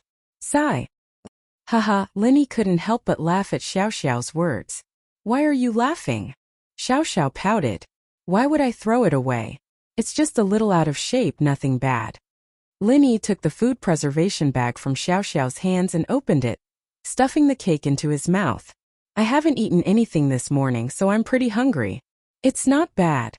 Lin Yi finished the cake in 2 or 3 bites, not minding the shape and beauty of the cake at all. Ah! Xiao Xiao didn't expect Lin Yi to eat it just like that. She paused. "No more?" Lin Yi asked after eating. "No more. I'll make more tomorrow." Xiao Xiao was happy again, her eyes looking at Lin Yi a little more tenderness. Lin Yi was touched, but so was Xiao Xiao. She didn't even know how to eat the cake after it was squashed like that, but Linny ate it without a care, even asking if she had any more. This made Xiao Xiao feel that Linny was really nice to her. No one had ever treated her this well since she was young, and she'd never been in a relationship before. Falling in love all of a sudden made her feel that everything was so perfect. If it was possible, she really didn't want to die. She was a little scared. The more she developed with Lin Yi, the heavier her heart became. If this continued, the final parting would be very painful. She didn't want herself to be in pain, and she didn't want Lin Yi to be in pain. The reason why she didn't make friends or date before was because she didn't want to be sad on the final day, but now everything had changed. She had friends before she knew it. Tang Yun and Yushu were her good friends. She had a lover too. Xiao Xiao could feel that she and Lin Yi were heading towards danger, and the two were getting more and more immersed. Sigh, what should I do? Xiao Xiao felt a headache coming on. Lin Yi, on the other hand, didn't think much of it. He finished the cake and drank 2 mouthfuls of water before tossing the bag into a nearby trash can. You don't have to wake up so early to do this, it's troublesome. Lin Yi was worried about Xiao Xiao's health. She didn't have many days left to live, and waking up in the middle of the night to make cakes. Wasn't she just waiting for her condition to worsen? It's not troublesome, I'm very happy. Xiao Xiao shook her head. I'll prepare it tonight, and I'll bake it tomorrow morning. I didn't prepare it this morning, so it's a little troublesome. Lin Yi didn't say anything else after seeing Xiao Xiao's insistence. She was happy that Xiao Xiao was doing this, and Lin Yi was happy to make her happy. Friday night race. Have you contacted them? Lin Yi changed the topic. Yeah, I've contacted them.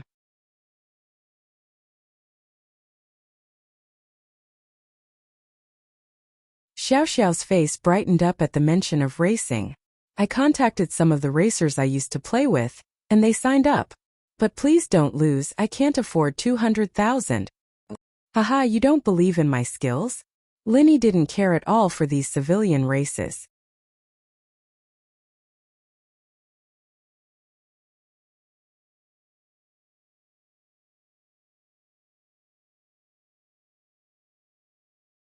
Chapter 1046. Qintian's invitation. As long as you have faith in me, Lin Yi teased Xiao Xiao. Oh, of course I have faith in you, but the car won't do. Xiao Xiao said. Mountain roads. Their modified cars won't be able to do much. Lin Yi shrugged. That's true. Who would dare to speed up on that kind of road? Xiao Xiao thought about it and calmed down. Qintian went to Wangba early in the morning to get his car. His company was quite grand, taking up 2 floors by the roadside. The signboard was very bright too. Qintian was very happy. He patted Wangba on the shoulder. Not bad. Qintian Trading Company Limited. Good job, give me your name card. Here it is. Wang Dao didn't expect that Qintian didn't care about the company's profits at all. He was only concerned about the company's appearance. He calmed down and handed a box of gold-plated name cards to Qintian. Bro Qintian, are you satisfied with this? Yes, you did well. Qintian took the card and looked at it before putting it in his pocket. He got in the car and drove to Sun Jingyi's place. He parked the car below Sun Jingyi's place and called Sun Jingyi. He wanted to give Sun Jingyi a surprise. This car was a gift for Sun Jingyi. He remembered that Sun Jingyi said that she liked Audi cars, but she didn't like them that were too eye-catching. So she bought an Audi A4L. In Songshan, where the rich gathered, an Audi A4L was a very ordinary car. After about half an hour, Sun Jingyi finally arrived. But today Sun Jingyi didn't look as serious as before. Her makeup was more playful and cute. Qintian was taken aback. He knew that Sun Jingyi's mature look was fake, but he didn't expect Sun Jingyi to look so cute. He hadn't seen Sun Jingyi in this style for many years. Qintian thought that Sun Jingyi dressed up especially for him. He was overjoyed and quickly walked over. You look so pretty today. Oh. Sun Jingyi, of course, didn't dress up for Qintian. Only she knew why she dressed up like this. Women dressed up for those they liked, but who was Sun Jingyi dressed up for? Qintian was used to Sun Jingyi's cold attitude. He didn't mind and walked to his car. He opened the door for Sun Jingyi. Jingyi, please? ? Sun Jingyi looked at the Audi TT in front. This is your car? Yeah, I started a company and made money, so I bought a car. Qintian was very proud of himself when he said that, showing off his coolness to the fullest. Although he hadn't gone out for a while, he had read some novels about coolness like So Pure So Flirtatious prequel. The main character, Lu Lei, was very coolness, and Chen Tian had always wanted to imitate him. However, he neglected one thing: coolness required strength, and without strength, he'd be an idiot. Oh, I'll drive my own car. Sun Jingyi rejected Chen Tian's invitation and walked to her car. Chen Tian's face froze. He remembered that Sun Jingyi wouldn't sit in his car with him.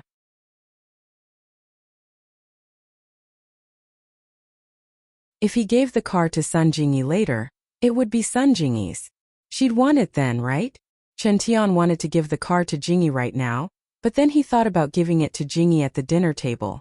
With Xiao Xiao helping him act cool and complimenting him a bit, wouldn't he be able to gain a lot of face? With that thought, Chen Tian decided to hold it in a little longer. He'd give the car to her during dinner. If Chen Tian didn't say that he'd treat Lin Yi, Sun Jingyi wouldn't have agreed to eat with him. She'd use work as an excuse to cancel the meeting. But when Chen Tian said that he'd treat Lin Yi, Sun Jingyi hesitated. She hadn't seen Lin Yi for a long time, and Sun Jingyi really wanted to see Lin Yi. No matter what, she was half his lover, and Sun Jingyi had a good impression of Lin Yi. She would be happy if the two met occasionally. The two cars headed towards Songshan's first high school, one after the other. Sun Jingyi led the way, and Chen Tian followed behind. Sun Jingyi parked the car at the food street behind Songshan's first school. This was where Sun Jingyi picked up Lin Yi last time. She didn't know that Lin Yi was a student of Songshan's first school, but she thought that Lin Yi lived nearby. Sun Jingyi's car stopped next to the Beetle, and Chen Tian's Audi TT stopped next to Sun Jingyi's Audi A4L. The two got out of the car and Chen Tian walked over. I'll call Lin Yi now? Where is this? Should we wait for him here? Oh. Sun Jingyi frowned and walked towards the street not far away. She didn't want to stand so close to Chen Tian. It made her uncomfortable. As for why they parked the car here, it was because they picked up Lin Yi last time. And the most important reason was that Sun Jingyi didn't want to wait with Chen Tian in front of her house. Sun Jingyi didn't want others to see her with Chen Tian. And Sun Jingyi felt that it would be embarrassing if people she knew saw her. As for coming here, it was just something Sun Jingyi did. But Chen Tian didn't seem to notice Sun Jingyi's disgust. Sun Jingyi left and he followed beside Sun Jingyi, calling Lin Yi as he walked.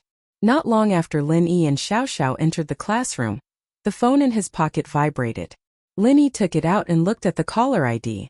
He didn't know it, but Lin Yi still picked it up. Hello, who are you looking for? Lin Yi? Chen Tian asked. I am, and you are? Lin Yi didn't recognize Chen Tian's voice. He didn't care about people like Chen Tian, and naturally, he wouldn't remember his phone number or voice. I'm Chen Tian. I'm back in Songshan now with Jingyi. I want to treat you and your girlfriend to a feast. Do you have time? Chen Tian asked. With Sun Jingyi? Girlfriend? Lin Yi blinked but understood immediately. The girlfriend Chen Tian was talking about must be Xiao Xiao. Lin Yi wanted to reject him directly, but thinking about Xiao Xiao's personality, he decided that she might like to go to parties. Wait, I'll ask Xiao Xiao.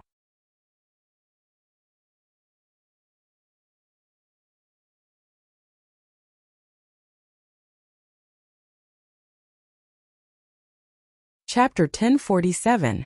The car was smashed. Xiao Xiao, Wu Chuntian called saying he wants to treat us to a big meal. Do you want to go? Lin Yi turned to Xiao Xiao.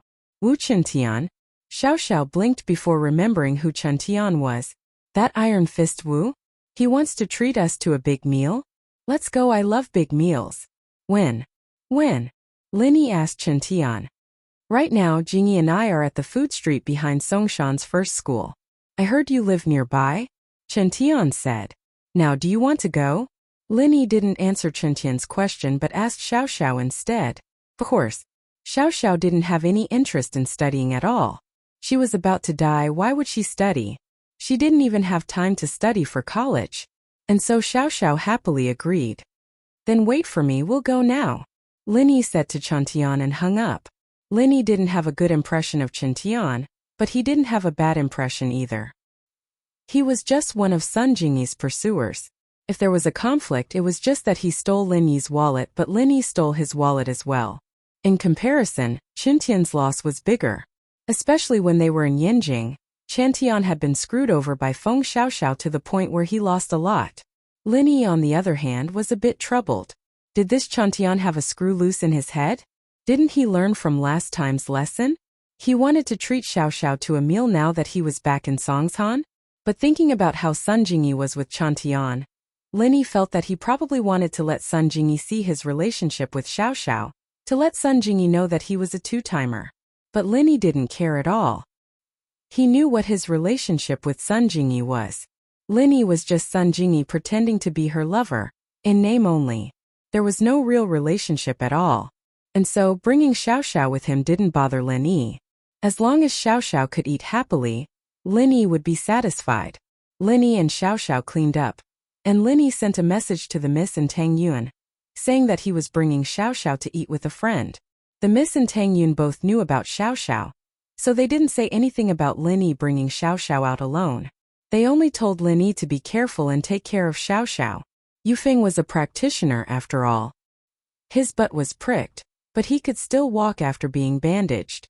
He was from Haosu and naturally, he had Dr. Kong and Miracle Dr. Guan's Jinchuang and Jinchuang medicine. He didn't hesitate to apply it on himself, Songming and Penghu.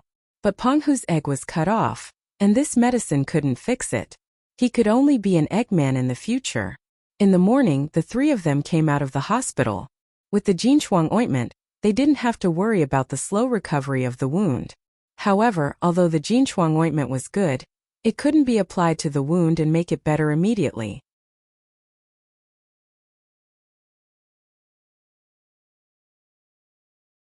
The bleeding stopped and the wound healed, but it still took a while for the wound to be as good as before. Yufeng was worried about the new car he bought yesterday. It was a Lamborghini and it didn't even have a license plate. It was parked behind the school's food street. What if the street vendors scratched it? So after leaving the hospital, the three of them stopped a taxi and went to the food street behind the school. However, what caught his eye was not his Lamborghini, but an Audi TT which was parked in the spot where he had parked before. "Where's my car?" Yufeng blinked. "Master Xia, the car is over there." Songming pointed weakly at the corner. "Ah." Yufeng looked at his car and was dumbfounded. His car was parked at the foot of the wall, and the body was full of holes. It was dented and smashed, and the paint was peeling off. It didn't look like a new car at all. It looked like a scrapped car. "My Lamborghini." Xie Yufeng quickly ran over and saw his beloved car in such a state. His heart ached. He was rich, but the money he brought was limited. He wanted to hit on girls, so he got a flashy car. He didn't expect it to be smashed like this in just one day. Who did it? Who smashed my car? Young Master Xia, it should be done by the person in the Audi TT. Wang Songming pondered for a moment and analyzed. There are only 3 reasonable parking spaces here. The parking spaces are full, and there is no other place to park except under the wall. There is a food street here at night, so it can't be seen if it was parked elsewhere. So, from the current situation, it must be that the Audi TT felt that our car came later and occupied its parking space, so it pushed our car under the wall and smashed it like this. Oh, isn't that Audi TT Xiaoxiao's car? Did she do it? Does she have that much strength? Yufeng thought that Songming's analysis made sense, but he found it strange that Xiaoxiao had that much strength. I think it's Xiaoxiao who told Lin Yi to do it. Lin Yi's a practitioner. Pushing a car to a corner shouldn't be hard at all. Songming said. Fuck. I haven't even taught him a lesson yet, and he's trying to bully me. Xiaoxiao, I'll push you onto the bed one day and fuck you to death. Yufeng gritted his teeth. Smash it. Smash both Lin Yi and Xiaoxiao's cars. That beetle is Lin Yi's. Wait. Songming waved his hand, stopping the furious Yufeng. Master Xia, please calm down. Uh-oh. What? He's trying to bully me and I can't fight back. Yufeng humphed. No, Master Xia, I think it's best not to smash Lin Yi's car. Songming waved his hand. Master Xia, Lin Yi's a practitioner, you think he'll just let you go after smashing his car? He's a practitioner and so am I. He's just a mystic early phase and I'm a mystic early phase peak. What's there to be afraid of? Yufeng smiled coldly. Master Xia, but you have to hide your strength. You can't expose it, you have to investigate in secret. Songming said.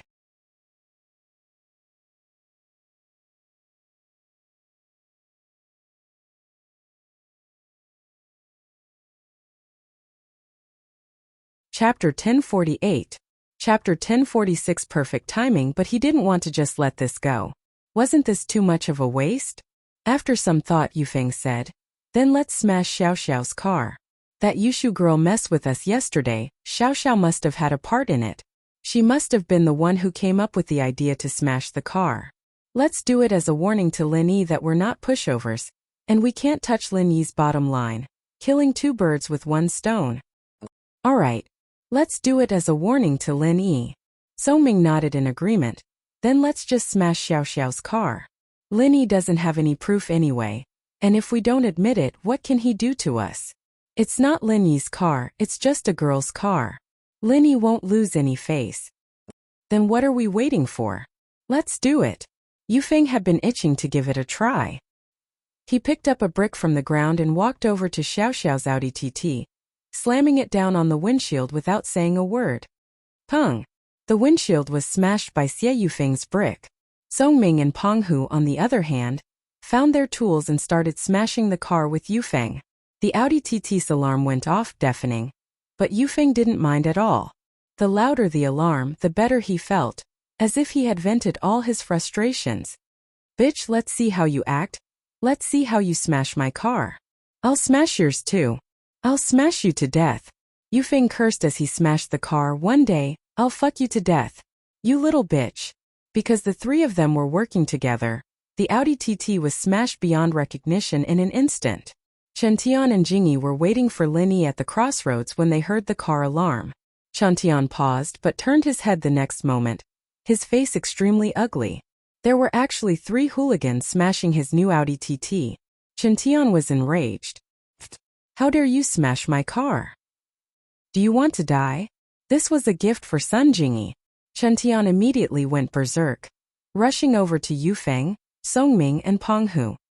He swung his arm and slapped them across the face, sending Yufeng tumbling to the ground. Yufeng didn't put up any defenses at all, and Chentian was a physical practitioner, so Yufeng fell into his trap with a moment of carelessness. My car. My beloved car. Chentian touched the battered Audi TT, almost crying. This is my present for Jingyi. You bastards. How dare you smash my car? I'll kill you. Chentian attacked again, sending Penghu flying with a punch. Songming wasn't spared either. Neither of them were practitioners, so they weren't even worth mentioning in front of Chentian. They landed on the ground, their butts split open once more. Yufeng was confused by Chentian's sudden appearance. But after hearing his words, he was puzzled. This was his car? Wasn't this Xiao Xiao's car? What was going on? Could it be that he hit the wrong car? But Yufeng was the young master of House Yu, so what if he hit the wrong car?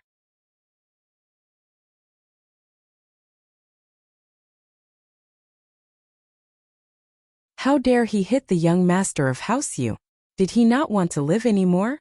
These few days Yufeng had suffered a lot from Lin Yi, Yushu and Xiao Xiao. How could he take it lying down in front of a random person? He jumped up from the ground and looked at Chentian coldly, pointing at his Lamborghini.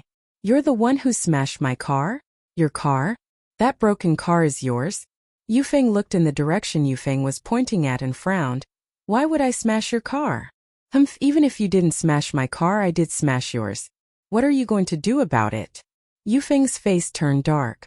You're just a physical practitioner at the early phase of golden class, and you dare act cool in front of me? You really don't know what's good for you. Chentian had shown his strength just now, and Yufeng naturally knew who he was. But he didn't know who he was, nor did he know who Sun Jingyi was. He was the trump card of House Yu, and he had never shown his face in public. He didn't interact with other noble houses either. This was why he was able to hide his identity and come to Songshan.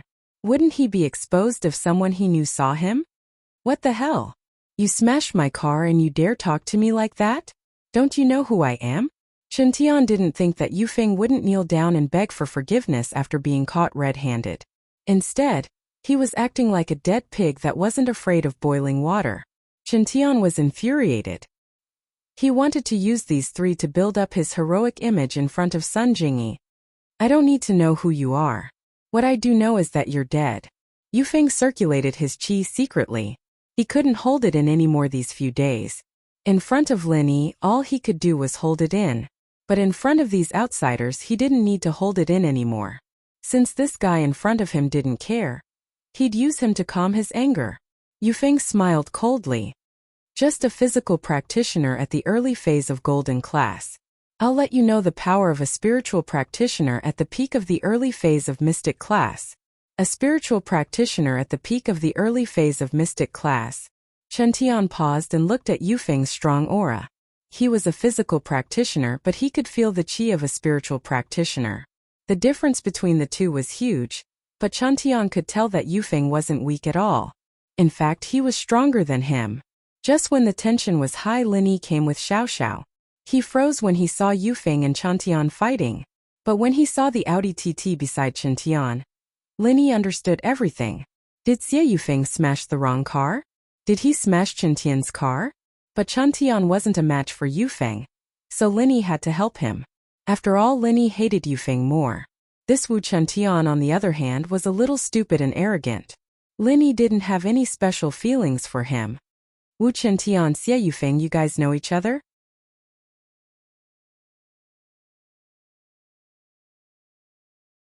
Lin Yi pretended not to see the conflict between the two and asked curiously.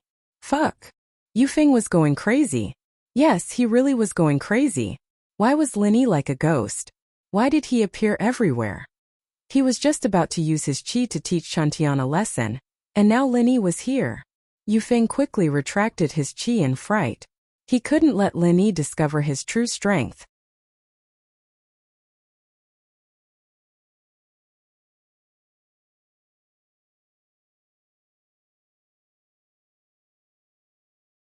Chapter 1049. He had to endure. One had to admit that Lin Yi was quite a bad guy when he started playing dirty. Even worse than Xiao and Yushu.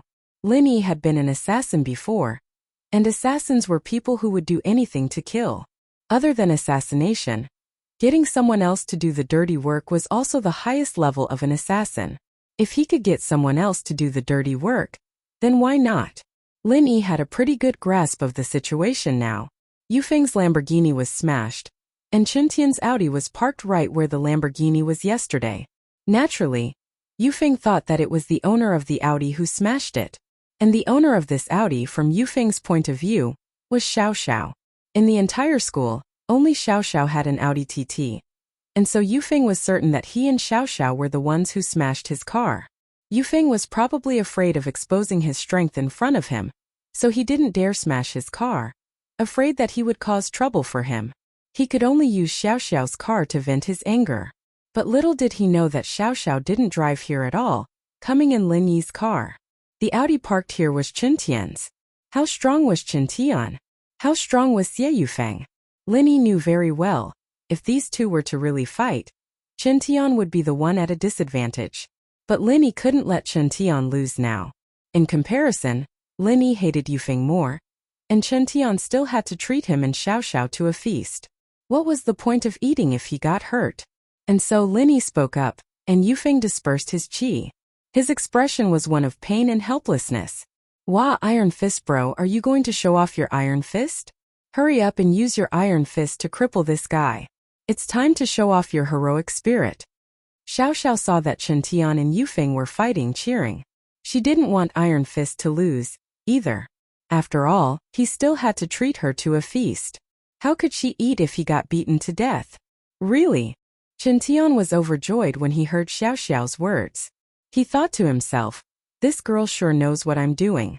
She's working with me to act cool the moment she arrived. Treating her to a few more meals wouldn't be a loss. With her around, wouldn't my heroic image be established?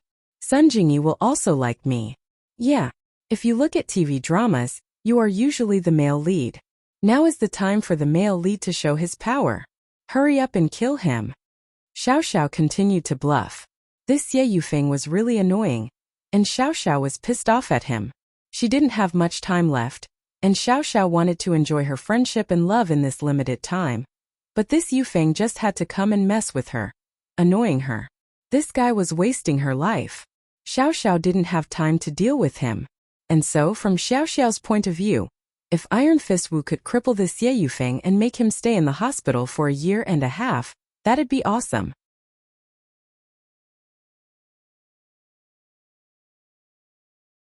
She'd be dead by the time he came out, and he wouldn't even be able to find her for revenge. He'd probably be in the hospital again. All right. No problem.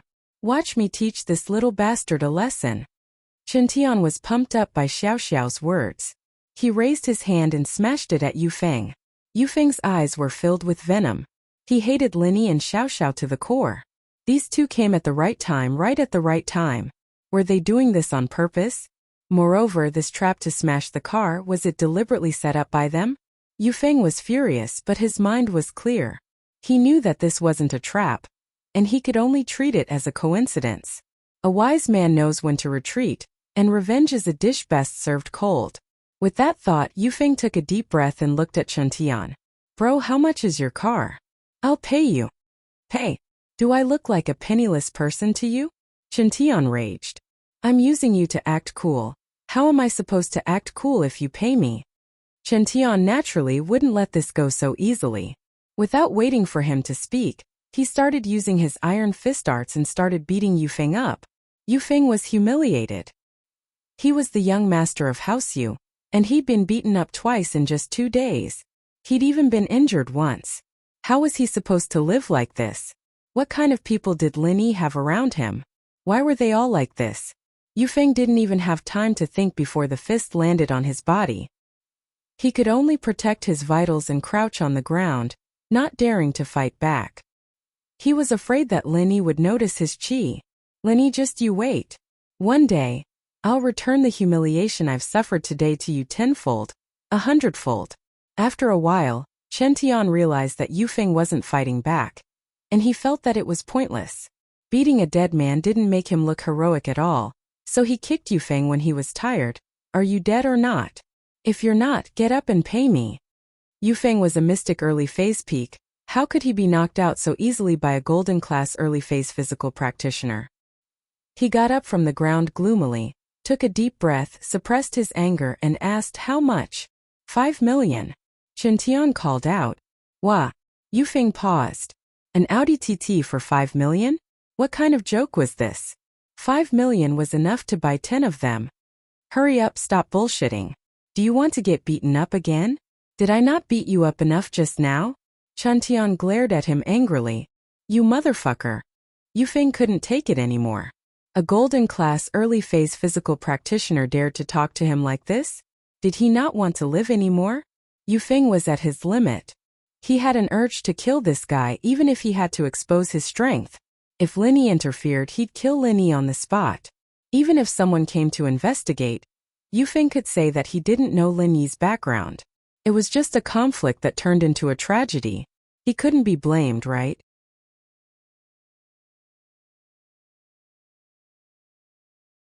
He didn't do it on purpose. Plus, it was the enemy who started it. Songming saw that Yufeng was about to reveal his strength and jumped in fright. He ran over and grabbed Yufeng's hand. Master Xia, hold it in. We have to hold it in. You're tuning in to the Li Mei Sword of Destiny YouTube channel. We're so grateful for your support, and don't forget to subscribe to join us on this incredible journey through captivating stories. Your generosity through donations truly makes a world of difference, as it's the primary source of revenue that allows me to expand and enhance this channel for you. Thank you from the bottom of my heart for being a part of this adventure.